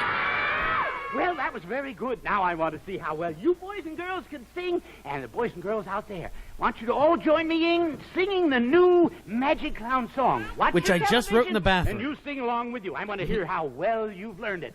Are we ready, orchestra? Strike up the band. Obey the Magic Clown. He'll run your family down. He'll make you cry, don't ask him why. Obey the Magic Clown. He'll crush your little soul, then dump you in a hole. So keep your head or wind up dead. Obey the Magic Clown. You know you did that very, Look, that one's very picking his well, nose. And you boys and girls out there have learned the song very well, too. But tell you what, come on over with me now, because I want to do a trick for you. I want you to meet an old friend of mine by the name of Bossy. Bossy the cow. And you know, she's out in the meadow. I can't talk to real right among all the animals. cowslips. See those pretty little cowslips down there? Every once in a while, she eats one. What do you think of that? Well, Bossy is the kind of a cow that loves to give milk to good little boys and girls. And she gives crystal meth to everyone else like me. It looks like a glass, doesn't it? I brought this milk bucket along, and I'm going to see if Bossy will give milk. All right, Bossy, you give some milk. Looks like Bossy wants to be the kind of cow that gives hamburgers to annoyed clowns. Oh, I forgot the most important part of all. In order to make Bossy give milk, you have to pump a little like this. And you watch So that's how they do it out in Brooklyn. Shall we do that? It's Now, okay, Bossy, you won't be even good touch a cow and give cow's us some milk. teats. Whoa! That's good, Bossy. He flipped the switch. Real cows don't have switches. That's not milk. That's about enough, don't you think? That's about Young enough. Barbara Look at Streisand that completely great big glass captivated of by good this milk. trick. And I want to do a trick with it. I tell you what I'm going to do. I have a little can over here, and this little can, what does that can say, boys and girls? How should we know? We're So I tell illiterate. you what, we'll take this glass of milk that Bossy just was kind enough to give us, and we'll put this little can of evaporated milk right over it.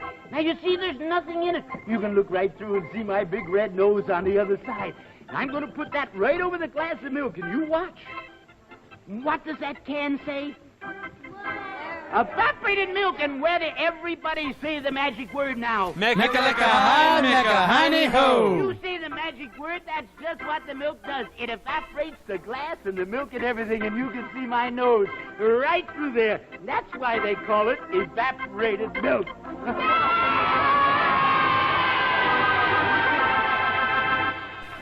Hey, that's not the same guy either. What is this, Bewitched? What are you doing? Keeping the gerbil warm for you.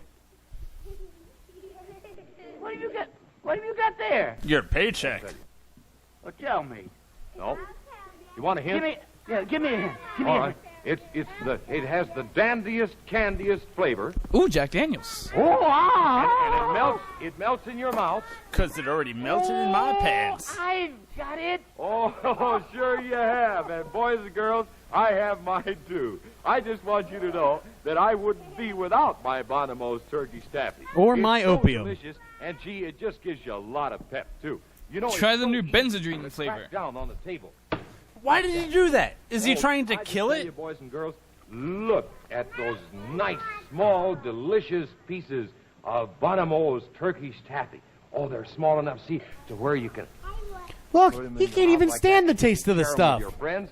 And your neighbors if you want to. And Give it to a Bonomo's stray Turkish dog. Taffy I don't lasts care, so long. just As a buy matter it. of fact, I've got a you know, mortgage to with pay your off. money, Buy the taffy. Bonomo's Turkish Taffy just goes a long, long way. Okay, So, that's not how big if it you is. want This image the is not to peppiest scale. And the most wonderfulest candy you ever had, you just look for the red, white, and blue wrapper. It's the new Never Stick wrapper at your favorite candy counter. And if you don't see it, you just say to the candy man, Nice "I store want you my got bar here. of Be a shame Bonomo's if something Turkish happened to it. Taffy." Give me my Oh, goddamn you- taffy, you Now, bastard! Magic Clown?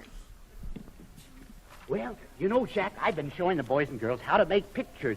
Oh, once every 2 or 3 weeks, I make one of these pictures for them. And today, I thought I'd make one that, to my mind, is very, very timely. Really? Because this feels like it's taking forever. It's going to show you something really good. You know, boys and girls, this is the time of the year when we all start thinking about those wonderful, great, big turkey dinners, isn't it? July? So, I'm going to tell you a little about a very, very, very early turkey dinner. You see, once upon a time, there was a fellow who looked something like this. And you tell me, if you can, just what this fellow is. Is he wearing rollers? It's my Uncle Dave.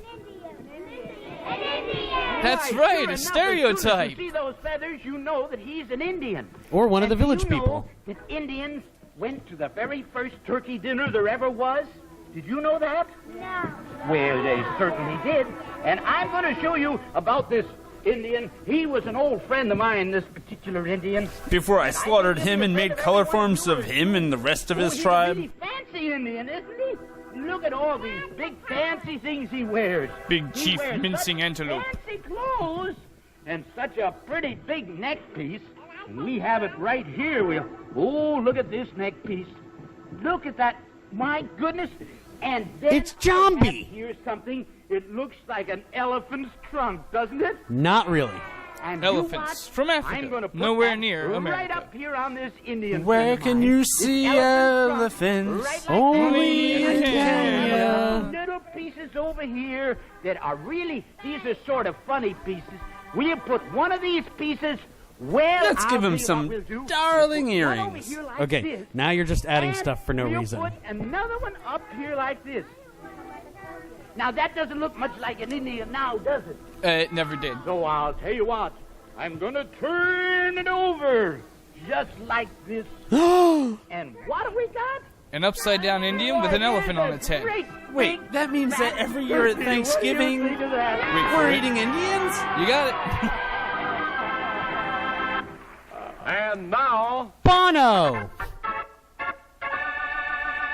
let's visit the beautiful home of the world's smallest magician. Built Doug just Henning? like the famous Turkish taffy kettle, we see a huge puff of magic smoke. And here is the one and the Even only Laffy's Laffy. different. Well.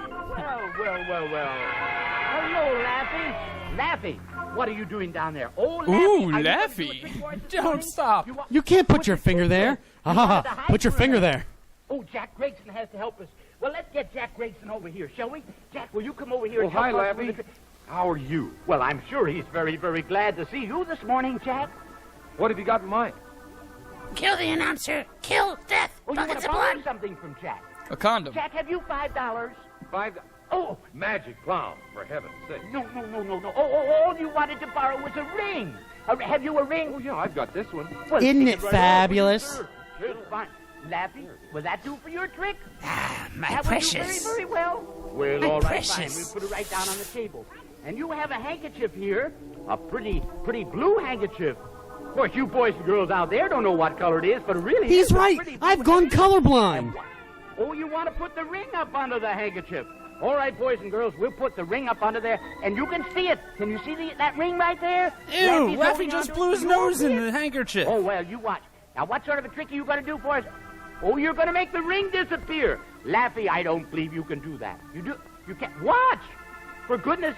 Well, Laffy did make the Another ring dead disappear. bird. What have we got here? Why, a bird cage and a bird... Laffy, that was a very... And I'll bet Jack Gregson liked that one, too. Cute. Now give me back my ring, you little thug. Say, you know, one of the nicest things about showing you people hardcore... Ow, I broke my candy tooth. is the fact that I get to eat some every now and then, too. I wish Yes, they'd sir, let me stop. Just say Corday, for the very, very best in hard candies. There's every type of hard candy that you ever dreamed about. First, for instance, look at this raspberries, the filled raspberries they are for double when you want enjoyment. something hard then and there's sweet fine, in your mouth. Crunchy, peanut brittle peanuts. And then real fruit-flavored baby tart cuts. Fresh cut from real There are babies. many more, too. There's taste to suit everybody. Oh, I'm telling you. Tastes these just like are ass. real Jack doesn't like any candy he's eating today, does he? Such an effective pitch man. Flavor, and they're made What does that sign in say? just the right Hard, sizes. temptingly? So whenever Temptingly you want to hard? taste some of that More real like hardly fine, tempting. fresh, minty flavor, they're right there for you to chew and to suck on. And that's nope. pretty often I'm not getting on that bus. Now, just look, Hey, if who you stole will, my hooch? for the Corday display at J.J. Newberry, W.T. Grant, J.R.R. W. Tolkien, Woolworth, L. Ron S.H. Hubbard, Press, of course, HMS Pinafore. H.L. Green, the E.E. McCrawley Cummings. stores, the McClellan stores, G.C. Murphy, Neisner Brothers, Smothers M.H. Brothers. Landau, Brothers Grimm? Brothers M.H. Karamazov. Lanston, and the Fisher Beer stores. Now, you can buy Corday hard candies if you'd like, by the bagful. So you can have just the candy you want. And I can make more money. Whenever you want it. But I want a Hershey bar. Just remember to say Corday for perfection in confection. I'd like to show you boys and girls a card trick.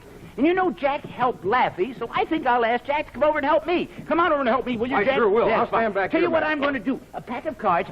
This fellow up here, would you like to take one for me, sir? It's You Augustus take one Gloop. right out, if you will. Take one out. That's fine. And look at. Don't look at it yet. Don't look at it. Sister, would you like one too? You One for take the funny right out. girl. Don't look at it. Don't look at it. Take it right out. That's fine. Would you want one too, sir? You take And one. one Don't for look the at young it. Richard Cheese. That's right. That's right. Don't look Now, at one it. of these three That's cards has right. my phone number. And now you look at it and show it to Jack Grayson, and Jack, show it to everybody out there in the audience.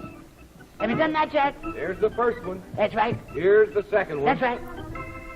And here's the third one. That's very, very good. Now, don't let me see them, but you put them back in the pack, if you will. Put it right back in the pack. 1, 2, 3. Oh, you put it right back on top, but that's all right. I'll mix them down in the deck like that. You know, I don't think everyone out there could see these little cards, so I'm going to put those away. And forget I about have the some trick. great big cards here that you can all see, can't you? And oh yes, and over here I have a sort of a little frame that they fit into just like this. Now, who took the first card? No, really. Who took the first I'm card? senile. Who took it? You did? Call it out loud, good and loud, Sonny. There's 6 of clubs, 6 of clubs, 6 of clubs. Come up and meet this young man. Come on up, 6 of clubs. Come right up. Very good, 6 of clubs. Come right up. Who took the next card? What was it? Answer me! What was it? Answer me! What was it, Jack Grayson? The second Yes. card? Well, that was the 8 of... The 8 of spades? Spades. Well, sure enough, there it It's comes. the And you 8 know what of card you took? spades! Don't tell it 8 yet. of What was it? spades! This must be the world's slowest pop-up toaster. Queen of hearts, you come on up too. Come on up. Queen of Follow the hearts. red queen, Come up, follow the Queen of red hearts. queen, find a little lady. Backwards. Oh, wait a minute. Oh, this is terrible. Something's happened. Oh, for goodness sakes. Who knows the magic word? We surrender! And what do you think of that? And there it is. As soon as you said the magic word, there it came up. Just like that. What do you think of that? That was really wonderful, wasn't it, boys and girls? Oh, congratulations, Thank Magic you, Clown. That was thank good. you, sir. Gee, Magic Clown, I'm awful sorry, but that's about all the time we have for today. But now, before we leave, tell me, have you got some real nice tricks planned for the boys and girls next week? Yes, because we're changing You wouldn't actors let me again. have a piece of candy before the show. Yeah. So I won't tell you what I've got planned for next week. Well, tell me this. Will both the boys and girls enjoy them? Oh, and just as much as they enjoy Bonomo's Turkey's taffy. Oh, well, that's a cinch then. They'd all have a good time. Don't forget, you buy yourself a bar of Bonomo's Turkey's taffy. Because The we know where you Magic Clown live. is presented each week at this same time by Bonomo, the makers of quality candy for over 50 years. This is the weirdest Shriners convention ever. Next on Nightline, the Magic Clown found dead outside his studios, apparently pelted to death with taffy.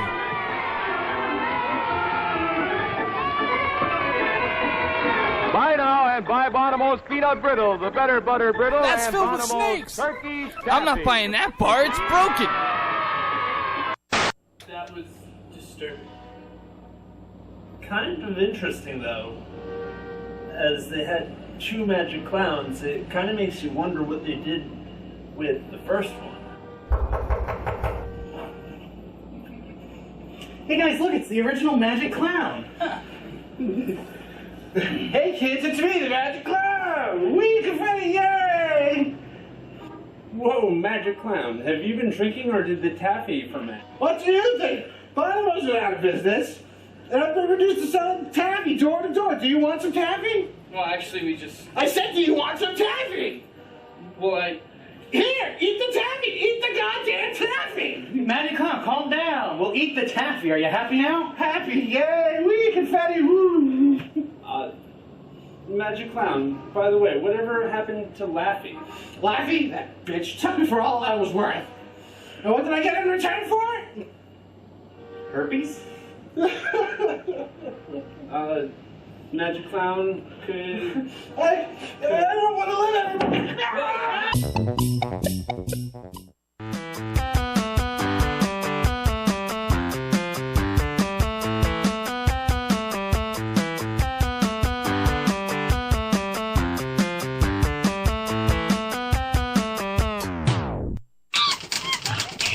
Monkey.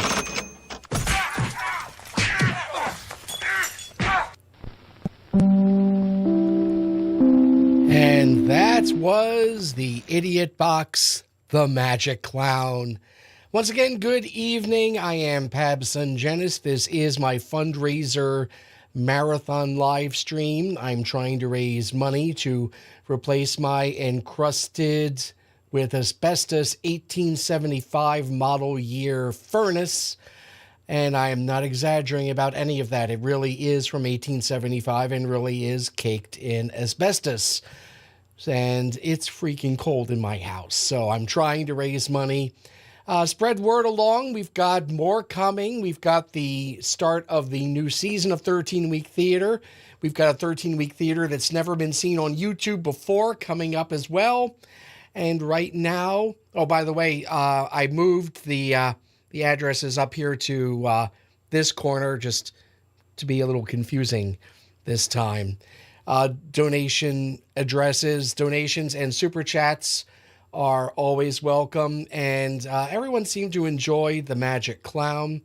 The next one is another episode of the Idiot Box.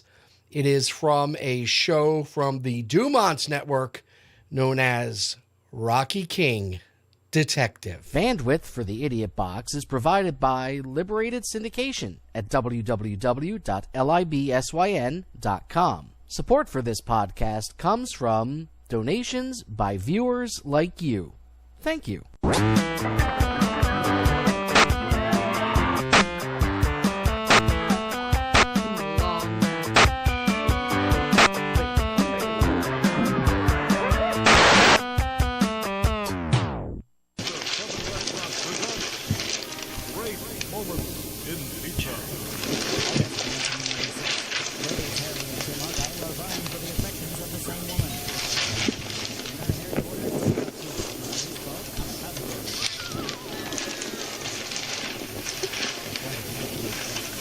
What? What? What's wrong? You don't have the same paper as us. So? Yours is from 2003. Really? I guess it can be hard to tell sometimes. All right. Perhaps. You want to trade? Sure. Oh. Hip.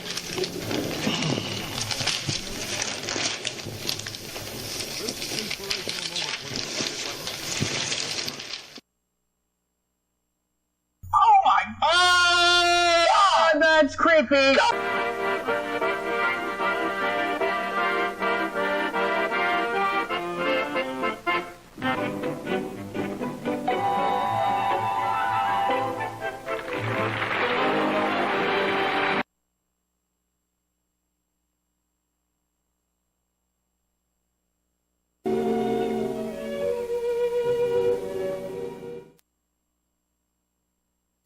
Any obituaries for chemical plant workers? No. Go fish. Do you have any reports about Russian aggression in Turkmenistan? No, go fish. Do you have any Garfield comics that are actually funny? You know no such thing exists. Alright, I'm officially bored. What's coming on TV? According to this, President Bush will be outlining his new proposal for war against, I think you've got the 2003 paper now. You sure? Here, let me check mine. Rocky, King Detective. Episode title, Murder PhD. Rocky has to cover his ass at the last minute, as usual. I'm okay with the word atrocities thing. Me too. Okay, who left the camera out in the hall? Come play with us, Danny. Rodney King, Detective. Can't we all just get along? Rocky King Detective. We can read. Roscoe Carnes as Rocky King. Also starring Fatty Arbuckle as Mrs. Rocky King. Police force in an exciting fight against crime. Brought to you by Ivory Flakes. Part of this nutritious breakfast. Dissolving flakes that beautify hands in the dishpan, and Florettes, the new chlorophyll candy mints and chewing gum that make your breath kissing sweet. Because it usually smells like a dead aardvark. The bells! The bells! Sanctuary! Sanctuary! Meryl dies at midnight. How do they know that? This show's cuckoo for Cocoa Puffs. Oh, that clock's the most sensible thing you've brought home in a year. I can tell the time without even looking at it. Yeah, all you have to do is count. Is the newspaper talking to him again? Uno, dos, tres, cuatro, cuatro, cinco, seis. Siete, ocho, nueve, diez. Now, that's enough Spanish for the evening, Mabel. Go Problem on, is, read she your was speaking paper. I brought one Italian. at home, especially for you. Is that to keep me from talking to you while you read yours? It's to keep you from talking, period. Oh, is Dayton Merrill going to be executed already? Wow, when did you learn to read, Mabel? I know, I'm reading it right now. It's one of the shortest trials on record. I just hope we're right, that's all. Well, you don't make many mistakes. No, but one's enough where a man's life is concerned. How do you like that? Shh, Just reading. take a look on page 6 and you'll see what a crooked world we're living in. Yeah, is there some more about Merrill? No, just robbers working right out in the open. Look at that ad in the middle of the page. Yeah. There's a dress I paid $25 for a week ago, and now it's selling for $13.95. Woman, if you weren't invisible, I'd punch you right in the nose. Take my business somewhere else. Huh. They're added a third pair of pants to that suit I bought for Junior at the same time. Oh, they only gave you a couple, huh? Is that all? Oops, Well, there's that's the all bell. right, That means Mabel. our marriage has ended. What's a pair of pants between friends? Hello, Inspector King. Inspector, I hate to trouble you. Really? I just hate you. Feel about Dayton Merrill being electrocuted. I'm shocked. No, he's shocked. Damn telephone poles. I told you, I'm voting for Nader. It's Dr. Claw! Good reason. But if you knew Merrill wasn't guilty, and I'm sure it's too late to do anything about it, you wouldn't feel very well, would you? Susie, I told you never to call me at home. But I'll tell you this. Dayton Merrill is going to chair on the evidence of one of my men. I didn't happen to be on the case, but I'm sure he had a fair trial. But a fast one, wasn't it? That's why I'm calling you. Merrill did not murder Dr. Keller. I did. Too bad an innocent man is going to the chair. Good evening, and think it This over, message will self-destruct in 5 seconds. Hello. Hello. Who is it, dear? One of those long-distance companies. They're threatening us now. We get more wrong numbers around here. They dialed 8. Our number's 5. Yeah, we do. We do, Mabel.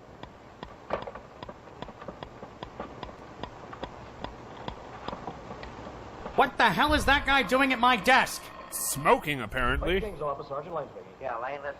Coming right in. What for, Inspector? There's nothing doing down here. Yes, there's plenty doing. Dig up that file on the Dayton Merrill murder.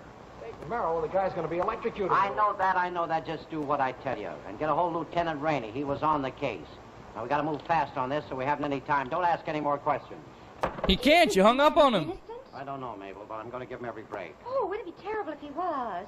Will you be gone long? I can't be long. Gone longer than 12 o'clock. It'll all be over, one way or the other.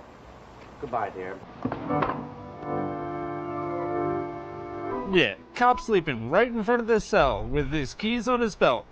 Protect and serve my ass.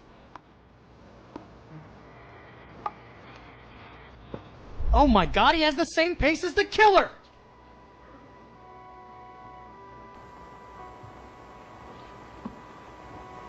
Hey, Vlad, it's 9:30. Why are you talking into a toaster?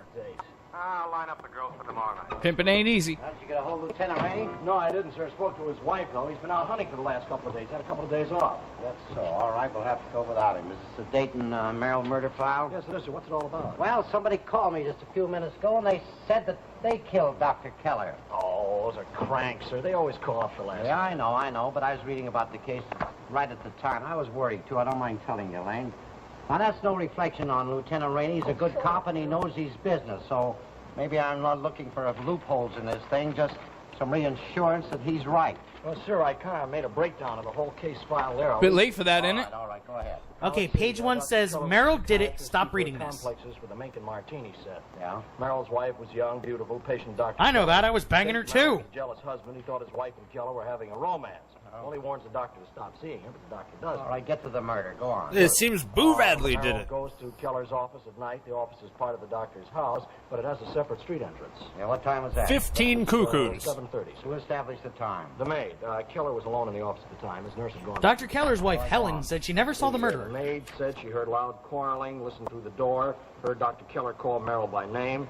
Then she went to another part of the house, came back 20 minutes later to remind the doctor of an appointment, and found him on the floor dead. Yeah, what about the gun? It was a .25 caliber, sir, a silencer. The maid didn't hear any noise. There you go. Later Case on, solved. Let's go home. Buried in Merrill's flower bed. He thought it would grow and make more guns. Well, did he admit that he was in the office when Dr. Keller was the night Dr. Keller was killed? Well, let's see here. He lied about it at first, then confessed when Lieutenant Rainey told him that the maid had seen Thank you, Sergeant Exposition. It's the bat phone! Inspector King, homicide. It's me again, Margaret. I'm sure you'll recognize my voice. Oh, yeah, sure. Glad to hear from you. Get on that phone in the other room and see if you can trace this call. What do you want? I want to laugh at you. Calling, huh? No, I cannot give you enough time to trace the call, Inspector. I figured you would be reviewing the evidence against Merrill by now, but he is innocent and has only 2 hours and 15 minutes to live. Lane. Yes, sir. You know something? We're up against a smart cookie. He knew we were going to trace that call. Because you said it while he was listening. Say, who? You mean this Yeah, thing? this crackpot, yeah. Well, maybe it's a crackpot, but I can't take any chances. What time is it? It's 9:47. All right, we've got to move fast on this. Make every step count. Listen, what about Keller's office? Oh, it's still running, Inspector. A doctor friend of his took over his practice. Yeah, what's the address? It's 37 Cherry Street. All right, bring that file with you. That's where we're going. You better call the district attorney and tell him what we're trying Yeah, I'll to do. spend an hour wandering around looking for a phone booth. I knew you would leave before you could answer, Inspector.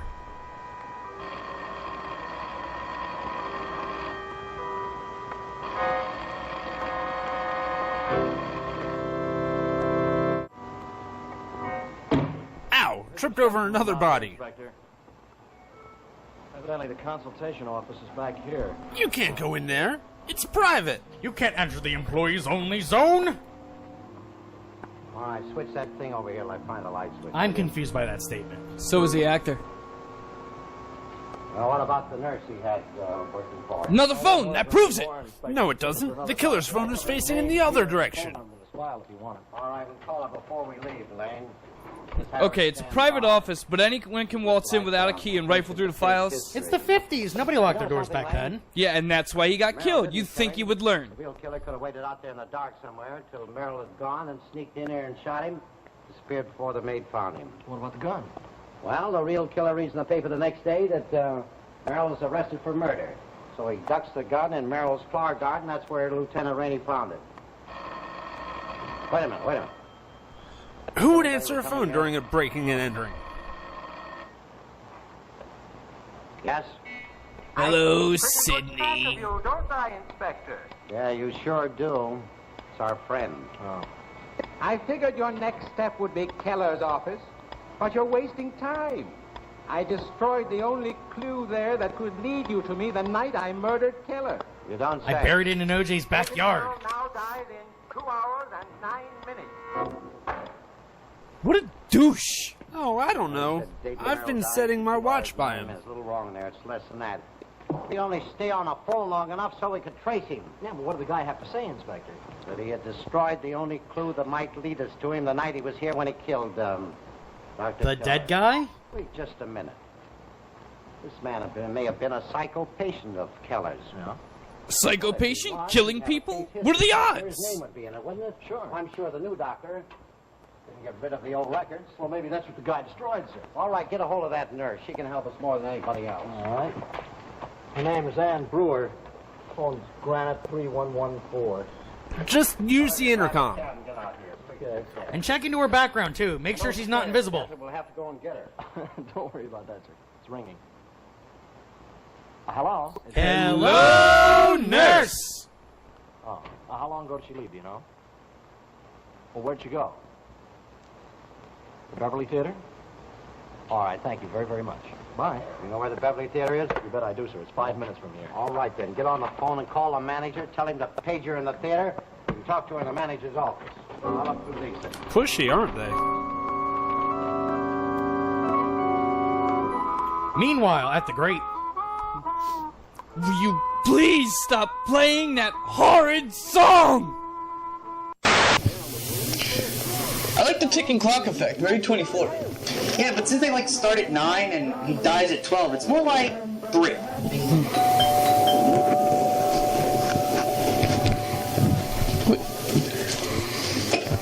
PJ, have you been shopping online again? You know it. Prepare to meet my mail order bride. Can you repeat that? Did you say mail order bride? Yeah, of course I did. I figured I'm sick of wasting all that time with all the dating and whatever. So I just cut right to the chase, and voila. Give me a hand on unpacking her.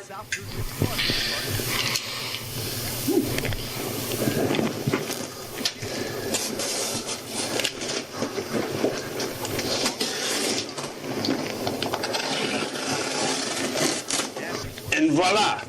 Come to me, my pre-manufactured love. Wait, where is she? Look through the peanuts, she might be tiny. Maybe she keeps some assembly required. No, sillies. I'm right here. Where? Right here, in front of you. I don't understand.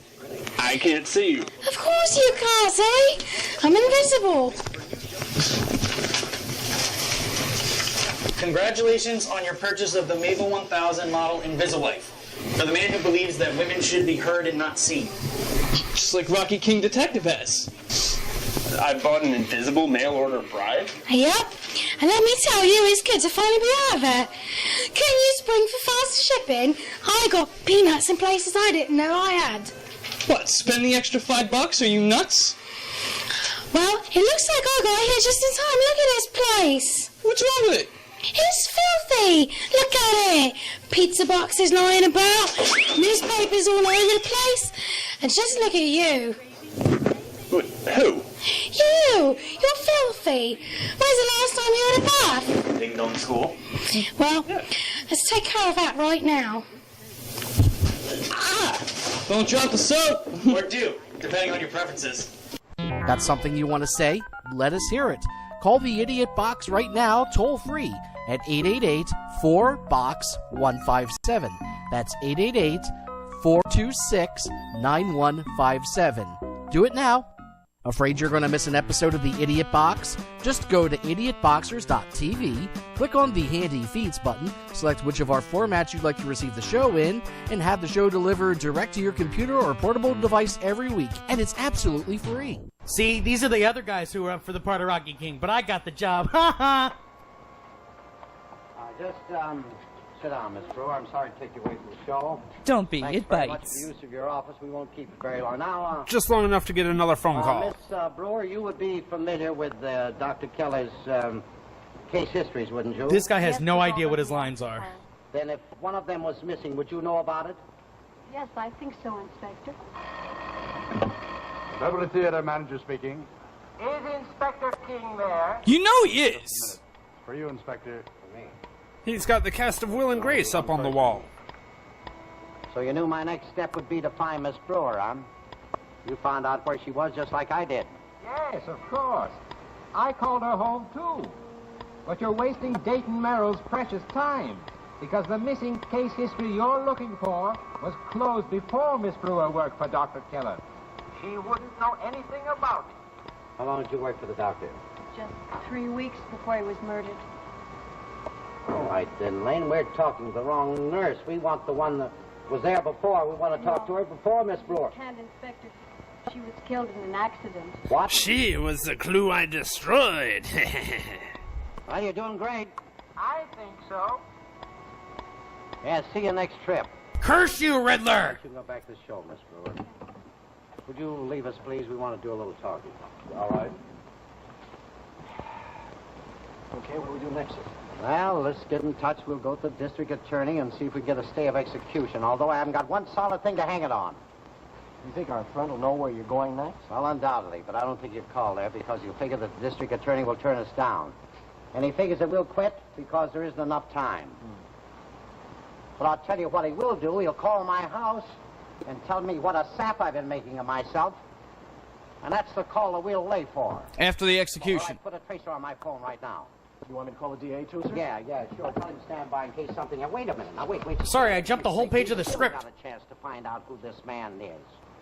By looking at the old records in the doctor's office, the ledger, the account thing. By account thing, you mean the ledger? He's got it stashed in the big drawers filled with paper thing. Actually, he's probably got it locked in the big, metal thing. All right, let's get over there fast. I'll tell Gahagan to put a trace on my phone from there.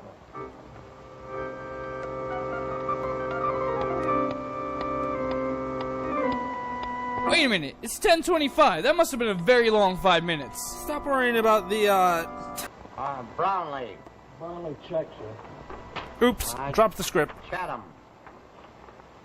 Chatham, check. Guess who? You don't think he knows we came here again, do you? No, don't pick up that... Oh, moron! Janitor speaking. Who you want, please? For goodness sake, Rocky, don't strangle to death. What are you doing, sipping an ice cream soda? Woman, I'm gonna punch you in the other eye. How'd you know where I was? Mr. Gahagan told me. He's been here fiddling with the telephone. Said you wanted a tracer put on it. That's right, and you off of it, so don't use it anymore tonight. I'll be home in a little while. Well, haven't you got enough telephones in the police department without tying up my only friend? Her only friend is the phone? She is this close to getting served with invisible divorce papers. Chatham. All right, next one is Farnsworth. Farnsworth, check. Gearhart. Yeah, the G. Yeah, G-H. Well, there's no Gearhart. Ooh, spelling class. Let's see those things. How many of you got here? Oh, Gearhart. Wait a minute. Gearhart, huh? Yeah. Name rings a bell from somewhere. No, that's the killer's phone again. Oh, Gearhart. Sure. Professor Gearhart.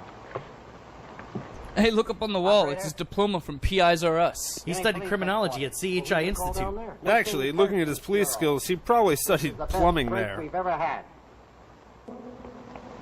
Tell me more about this, I'm tired. You be exposition guy for a while. A couple of months ago, the papers were full of it. He was a professor at Crane's University, and all of a sudden he disappears. Missing Persons Bureau found out that he'd been driving his wife crazy with mental persecution. And she left him on the advice of her psychiatrist. That was Keller. That's right, exactly. As I said once before, he disappeared and nobody's seen him since. Do you think this guy... Maybe your wife taught him the secret of invisibility. Well, I suppose so. He said he did, didn't he? It's undoubtedly true. Come on, ring that phone, Professor. We're laying for you. Every cop in town looking for him. He must have changed his appearance some way. Take a direct call from him to nail it. Give me a cigarette. Sure. Don't smoke so much. Will you go to sleep? I'm gonna beat you until you're translucent. Telling me what to do tonight. How do you think I can sleep? This nut might blow up the house instead of calling on the telephone. No, he won't at all. I got too many people outside. 11 o'clock. Still got an hour to go.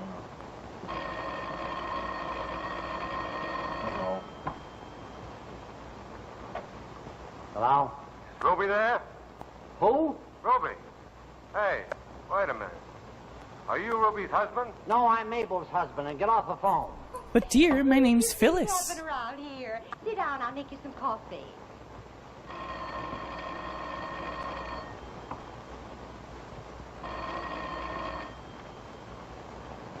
Hello?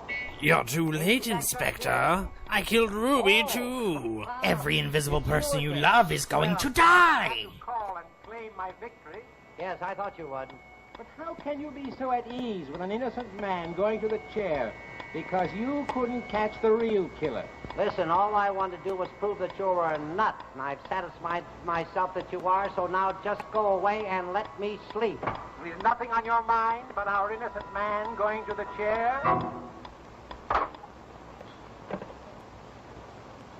All right, now let's see what we got. Got another phone call. We traced the call. It's coming from inside the house. All right, radio patrol cars to cut off those streets. Cover that whole area. Get a hold of the DA and tell him to come to my office at once. Keep a line open for the warden. Where are we going, sir? Skid Row. Let's roll and let's pray. What about the coffee? Never mind, we may be back, Mabel. Keep it warm. But what about Ruby? Evan Duffy ain't here.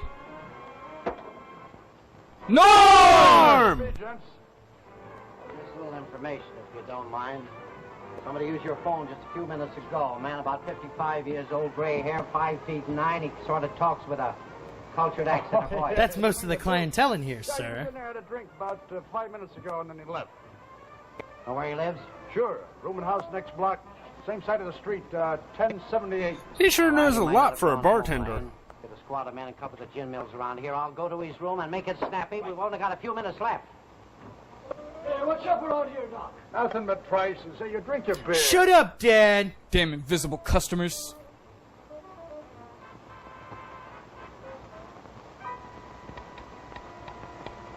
Meanwhile, in Judy Garland's dressing room.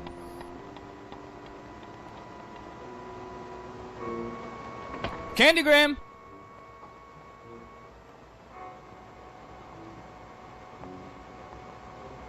Ooh, the guy in the mirror. He's the real killer.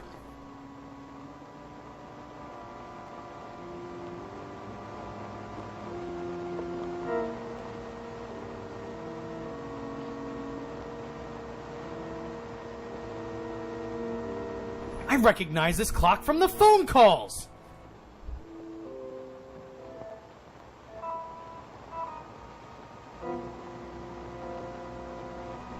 Oh, look at that little 6-shooter. Ain't it cute?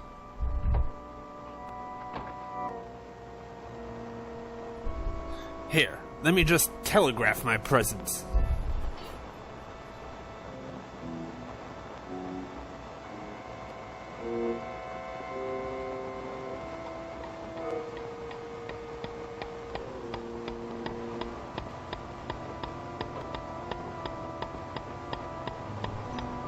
Wait, what's going on? Rocky's regenerating into Dayton Merrill.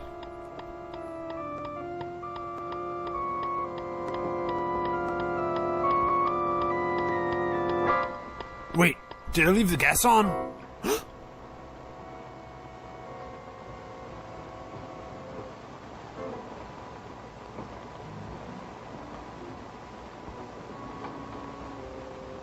Trick or treat for UNICEF. I left the light on. You haven't got a chance, Gerhard. Better give yourself up. It's you, Inspector King. Congratulations on getting here. Now come out of the closet, you old queen.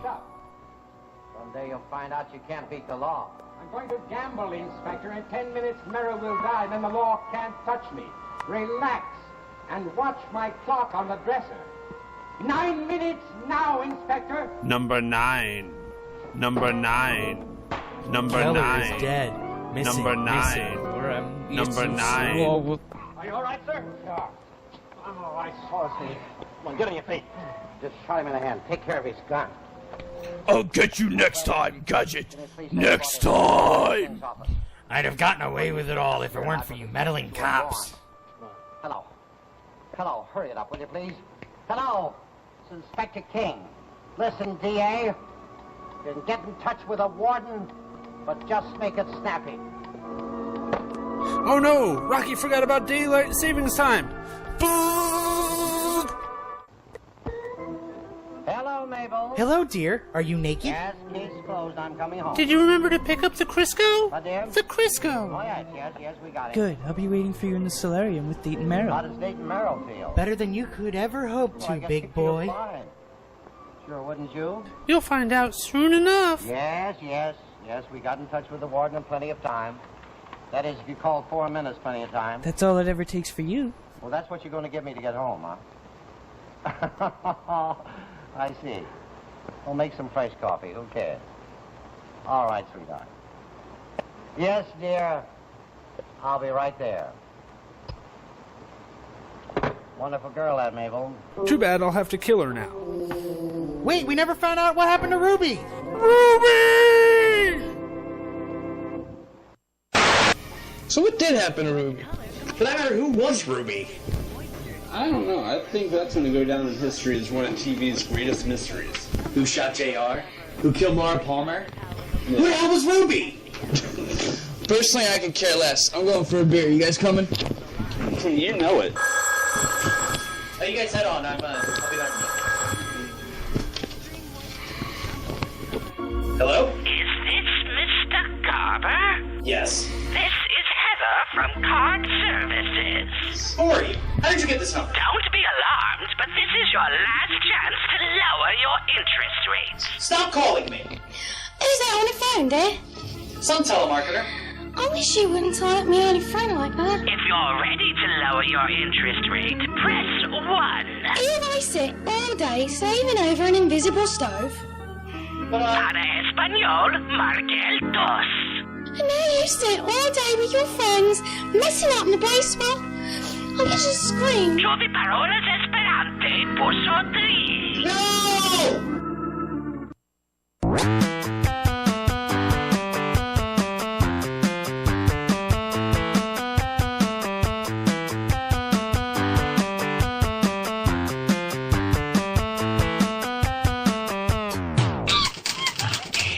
Monkey.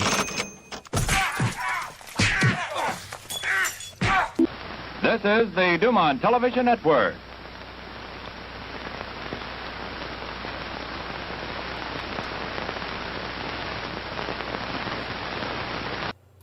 And that was Rocky King Detective on the Idiot Box. Oh, I forgot to mention, after the Magic Clown, there were several more actors who would play the Magic Clown over the years, the last of which, his name was James Randi, also known as The Amazing. 2 more donations to thank Gregory Leopold and John Maggio. Thank you for donating to help replace my furnace. Folks, keep spreading the word. These addresses for donations up on the screen there are going to stay active for a while. It's not just for tonight, so if you can't give now and you want to give later, feel free. And if you're watching the stream, and that means that the Carson people didn't kill it over this next episode that we've got coming up here, you can still donate. It's going to cost about $7,000 total for remediating the asbestos, cutting the thing up and hauling it out, and then installing a new furnace. So every penny that I can get is appreciated. And monetarily, I don't care right now, but just the response I've gotten, I don't think this is going to be the last live stream. We'll do the next one for a charity, I promise. All right, now moving on to 13-week theater, or in this case, a slightly longer than 13-week theater. This one was the first Patreon-only episode that I did. I needed to do it because it is one of the most notorious flops in television history, but technically it ran for 2 seasons. It was renewed, and I get into the reasons why in this one. So I put it out as a slightly longer than 13-week theater for Patreon, and I'm including it here in this live stream. This is Hello, Larry.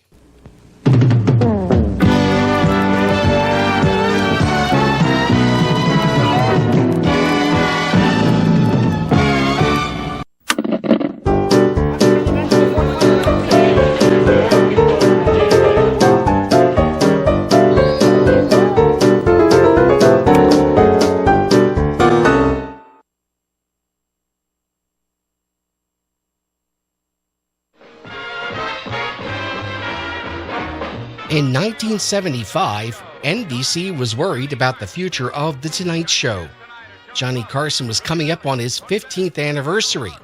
By comparison, his predecessor Jack Parr had only hosted the show for 5 years, and the show's creator Steve Allen had quit after only 3 years. So, with Johnny coming up on 15 years on the show and him well into his 50s, the smart money was on Johnny moving on to new projects. Carson himself had even hinted at the likelihood in jokes and interviews. NBC wanted his successor lined up, signed, sealed, and delivered in time to take over as expected in October of 1977, and the choice for the next host seemed obvious.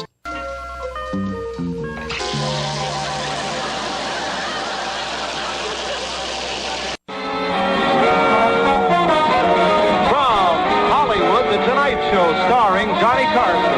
Johnny's guest host tonight is McLean Stevenson.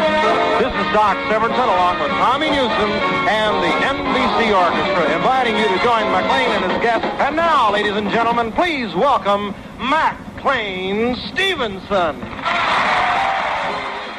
At the time, McLean Stevenson and David Brenner had pretty much been trading off guest hosting duties when Johnny took Mondays off or went on vacation.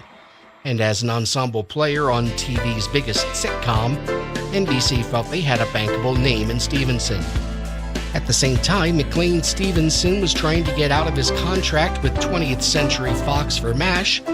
He was tired of playing second fiddle to all the other actors and wanted to be a star in his own right.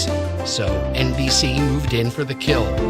According to writer Mark Evanier, NBC offered Stevenson a contract worth many times what he was being paid for MASH, plus The Tonight Show when Johnny stepped down. Stevenson jumped at the opportunity. 20th Century Fox let Stevenson out of his contract, but they were not happy about it. Lieutenant Colonel Henry Blake's plane was shot down over the Sea of Japan. Mac, you're living on love, it's a way in life. Got a little boy grin, are you gonna be our best friend?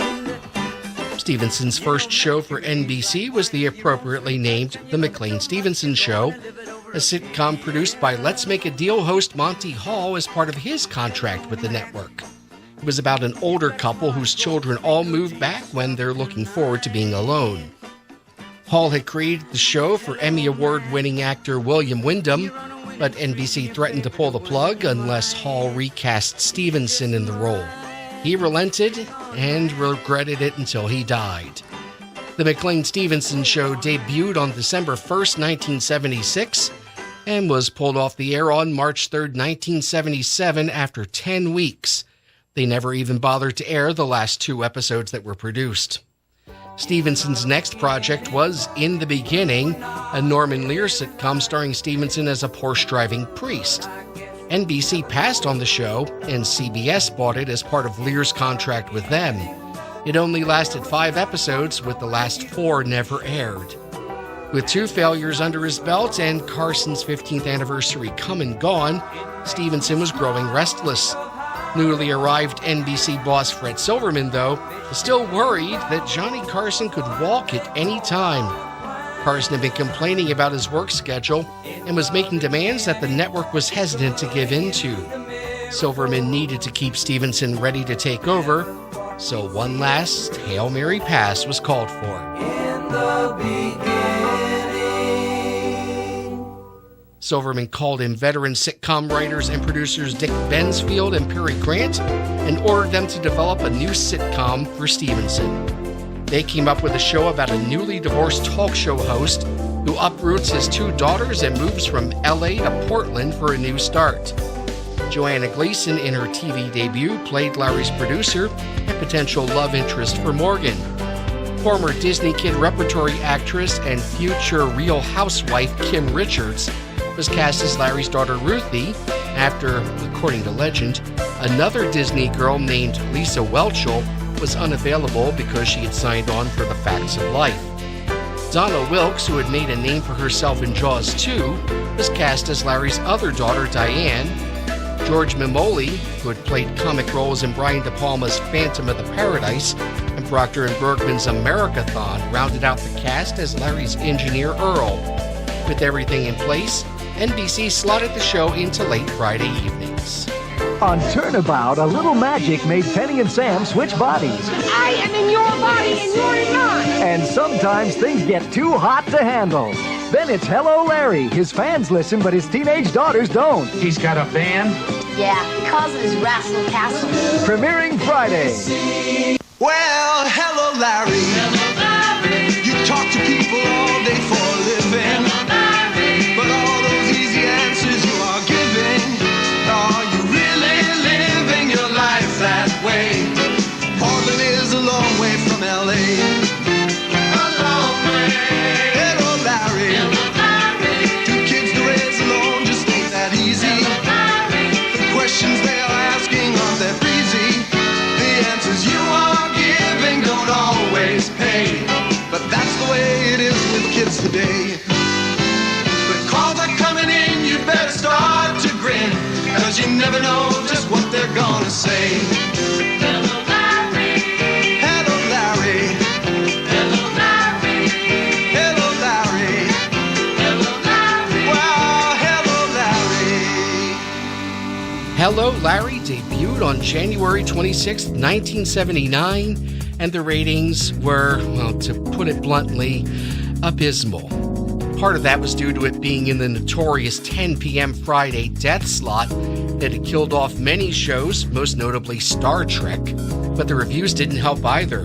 One critic called it a less funny WKRP in Cincinnati. NBC let the show languish in the late slot for another month, by which time Hello Larry had become a running gag for Carson on The Tonight Show. Cancellation was all but certain, but Silverman, facing tough contract negotiations with Carson, was unwilling to risk losing Stevenson. Silverman ordered the show to be retooled, softening some of the humor and downplaying the work angle, focusing more on the family. You're raising them just fine, but keep an open mind, 'cause you never know just what they're gonna say. He also moved the show to 8:30 right after one of the few successes he'd had as NBC's boss, Different Strokes. The numbers didn't improve, and Hello Larry couldn't seem to hold on to Different Strokes' audience. So Silverman came up with an ingenious idea. Hello Larry would become television's first retroactive spinoff. Hey, Larry! You big lug! How's the gold brick lieutenant?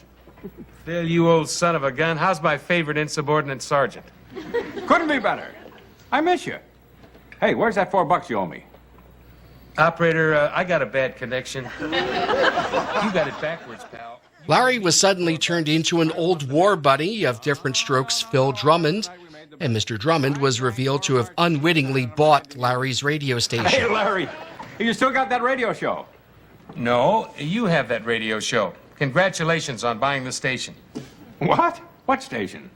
Where I work. That's why I called you. Aren't you one of the big mucky mucks of Trans Allied Incorporated? Well, just a little mucky muck. I'm on the board. Well, little mucky muck, your company just bought the station. Really?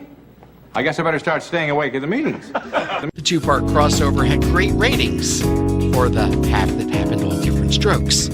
But when the action shifted to Portland for part 2 at 8:30, the audience either turned their dial somewhere else or turned their TV off and went out for the night. The show struggled along for the rest of the season, and in the final ratings, it barely managed to sneak into 68th place out of 114 shows. How bad is that rating? The show it barely beat out for 68th place was another Silverman disaster called Super Train. But that's another story.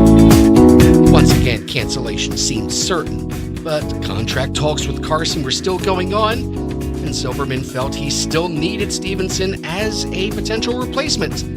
So the order went out, renew it, and retool it again. For its second season, the show went through a complete overhaul. The radio station, gone. Earl, gone. One of the actresses who played the kids, gone. In their place, recast daughter, check. Larry's father we never heard of before, check. Annoying stereotypical Italian kid next door, check. Token ethnic, Excuse me. Big name athlete turned actor? Check. The addition of Meadowlark Lemon as himself, or according to the credits, as Meadowlark, shows just how desperate Silverman was, thinking that adding a black character, any black character, to the show would help retain Different Strokes' audience says a lot about how people of color were seen by TV executives even in the supposedly enlightened 1970s. Meadowlark was introduced in a season-opening two-parter with Different Strokes, where Larry goes to New York to, irony of ironies, audition for a job as a talk show host. Meadowlark is scheduled as a guest on the show and then ends up, for some reason, moving out to Portland himself to open a sporting goods store. If anything, the new changes made the critics hate the show even more. The same critic who called it an unfunny WKRP said that it had turned into an unfunny One Day at a Time. But Silverman still needed McLean Stevenson as his ace in the hole against Carson. And then the other shoe dropped.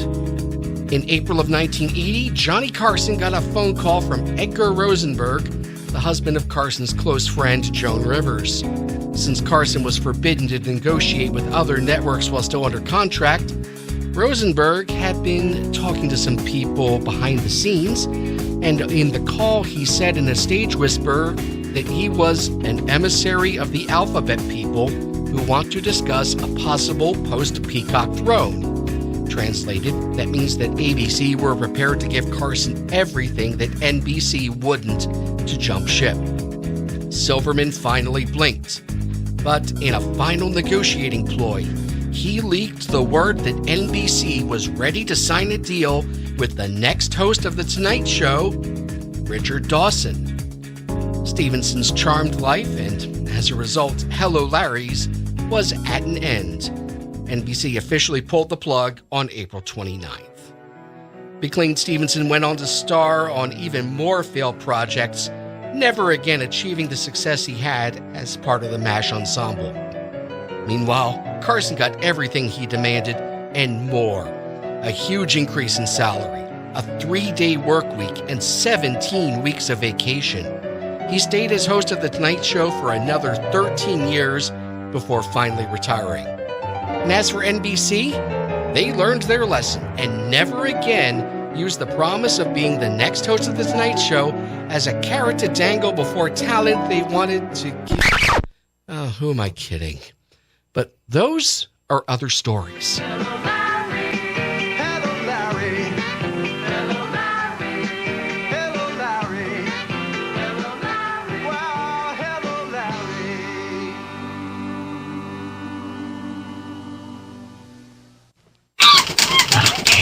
Monkey.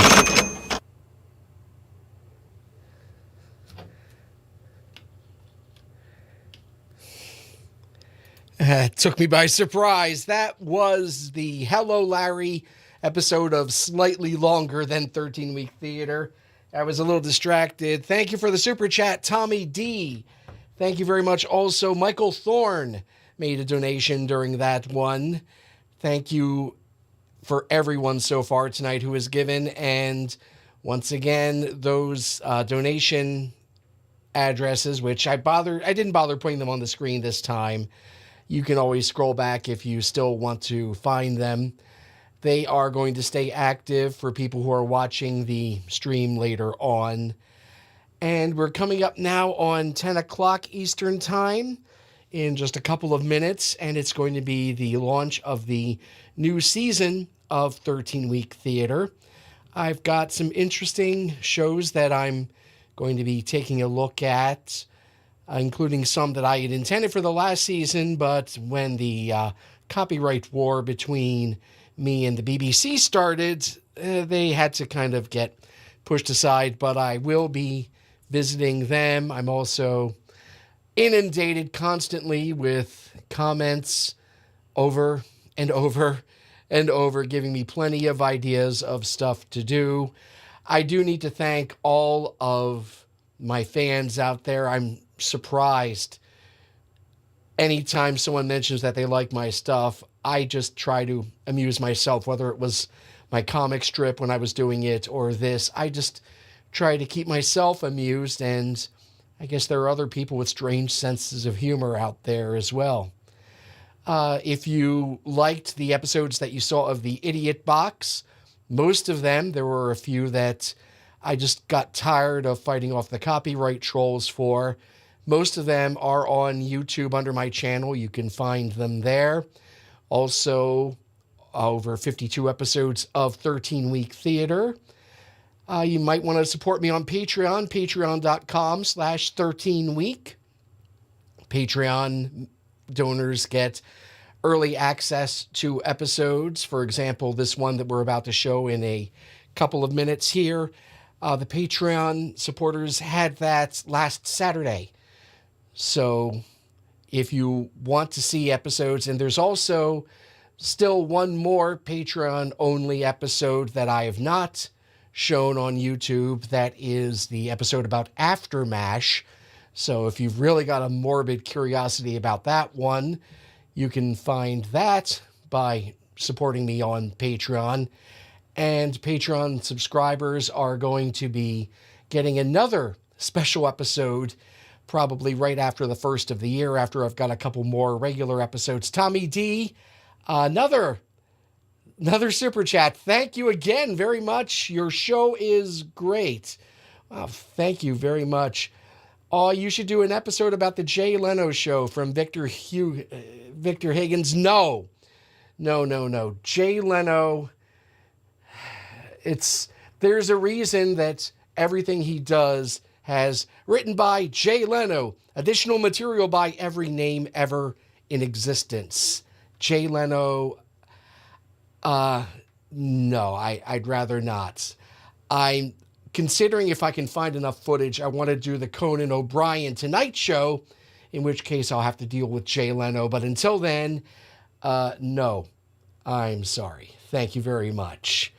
All right, it is now just shy of 10 o'clock here on the East Coast, and time now for the first episode of the new series of 13-Week Theater.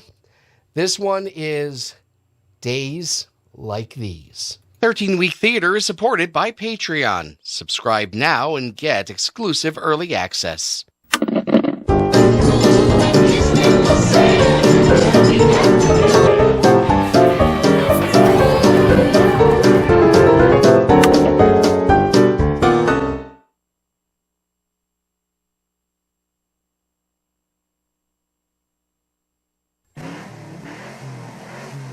That 70s show was a surprise hit for Fox in the 1998-99 TV season, and no sooner did the initial ratings come in than talk began about selling the show overseas.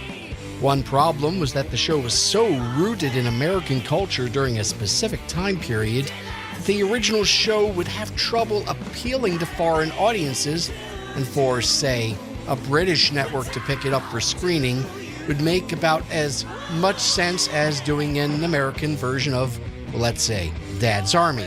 I knew an Italian would be soft on the German. I was born in Bayonne, New Jersey. I ain't no Italian, I'm an American. You can take the boy out of the olive oil, but you can't take the olive oil out of the boy. Damn it.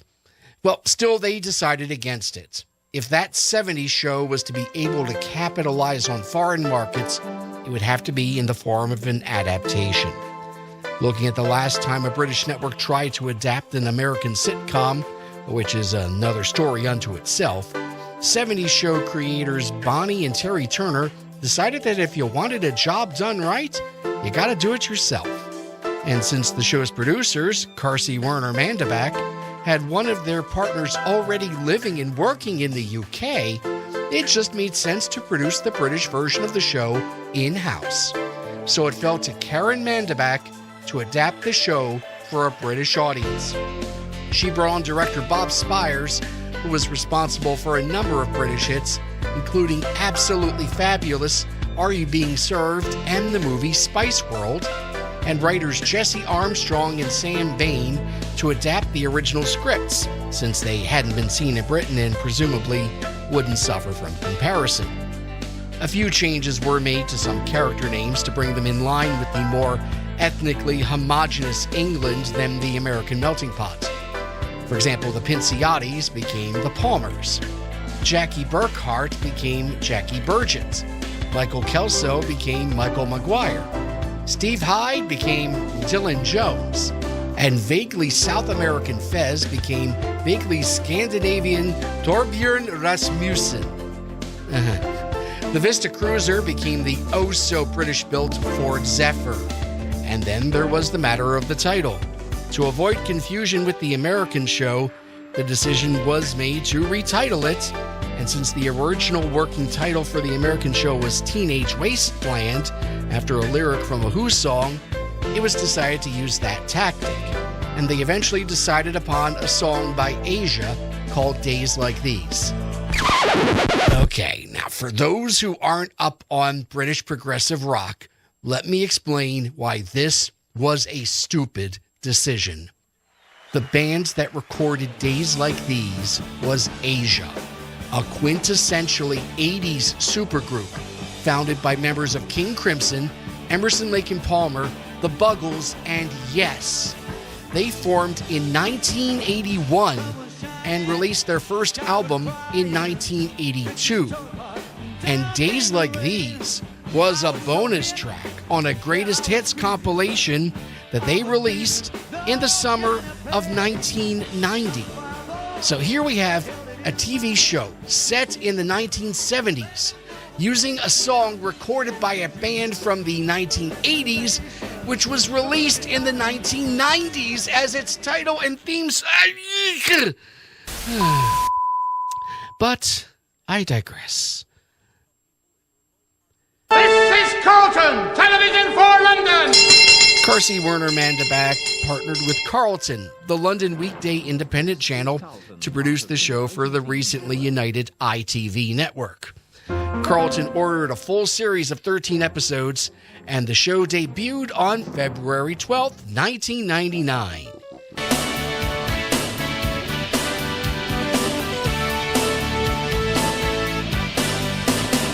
Days like these, I feel like I can change the world. Days like these, I feel like I can change the world. On a days like this, Things did not go well. So, what happened? Well, for one thing, This is Carlton. Carlton was not known for quality programming then or now. The company literally bought a foothold in UK independent broadcasting by vastly outbidding Thames, arguably the most respected company in the network, in 1993. And in the intervening years, it had bought up most of the other regional licensees, to the point that by 1999, ITV had gone from being operated by 12 companies to just 2 for all of England. As a result of the ludicrous amount of money they had to pay every year for their franchises, Carlton was notoriously tight-fisted when it came to paying for content. Everything about Days Like These looked low rent, from the sets, which made Doctor Who sets look like Frank Lloyd Wright level architecture, to post-production, but most notably, the cast. While all of the kids on that 70s show were unknowns when the show started, the 4 leading adult actors, Deborah Jo Rupp, Kurtwood Smith, Tanya Roberts, and Don Stark, were recognizable and respected actors of stage and screen. The closest that Days Like These came to a big name was the actor playing Eric's father, who had appeared on a show called Star Cops. So most of the cast was inexperienced, and it showed in their performances.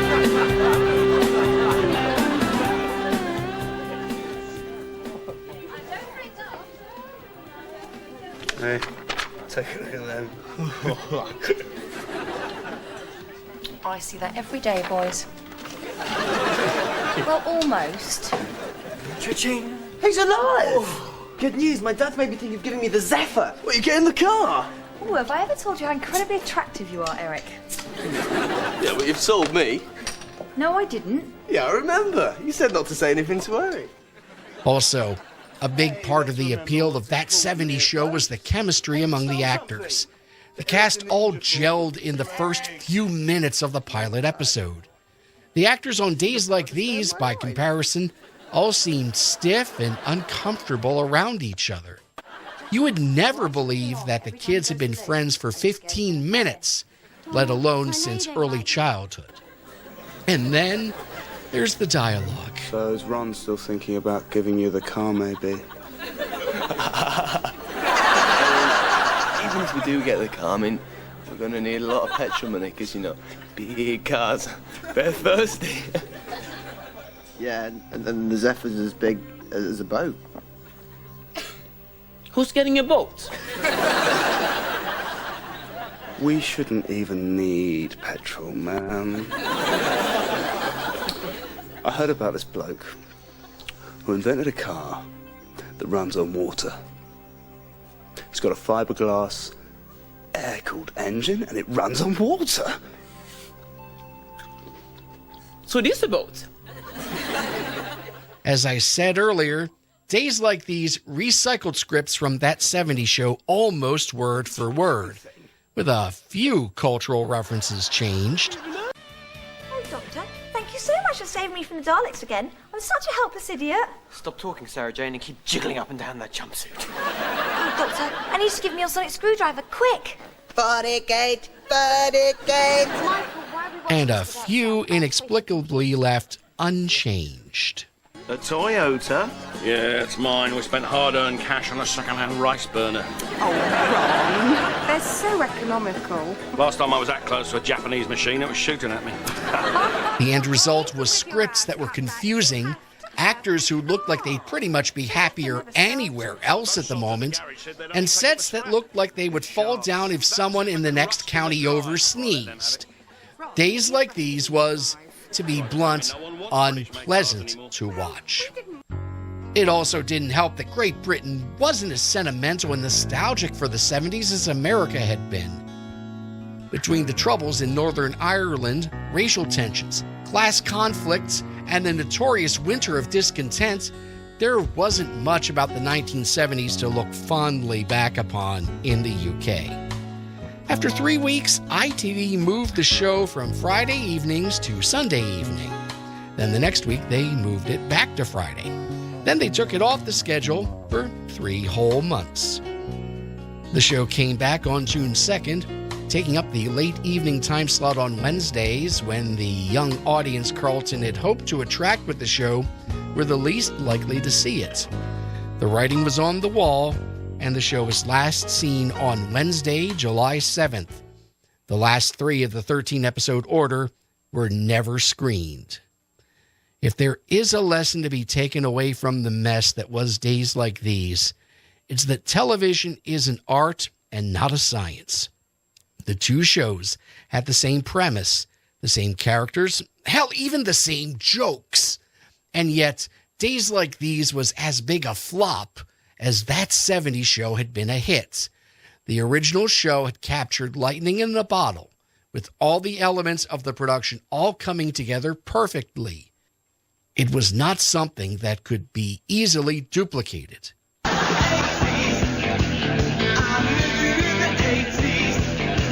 Despite Carsey Werner's best efforts, that's another story. Days like these, I feel like I can change the world.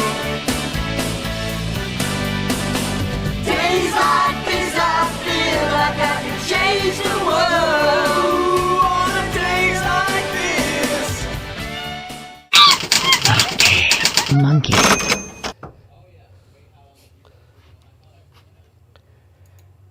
And there you have it. Days Like These. First episode of the new season of 13-Week Theater. Thank you to everyone who stuck around since 7 o'clock tonight. It's been fun. We will be doing this again, I promise. I just enjoyed myself. I'll have to maybe St. Jude or Food Bank or some other charity and find some really select television to sit here and destroy with all of you. So thank you again to everyone who donated. I put the addresses back on the screen for those who want to donate and haven't done so yet. And again, if you're watching the stream time delayed, the addresses are still good. You can donate whenever you want, because I'm going to be raising money for quite a long time trying to replace this furnace. So thank you once again, Alfonso Tyson. No, thank you, Pab. Well, thank you. Yeah, so thank you, everybody. And we will be doing this again. Thank you to everyone who donated. Thank you to everyone who hung out in the chat. And it's time for me to sign off. And now, our national anthem.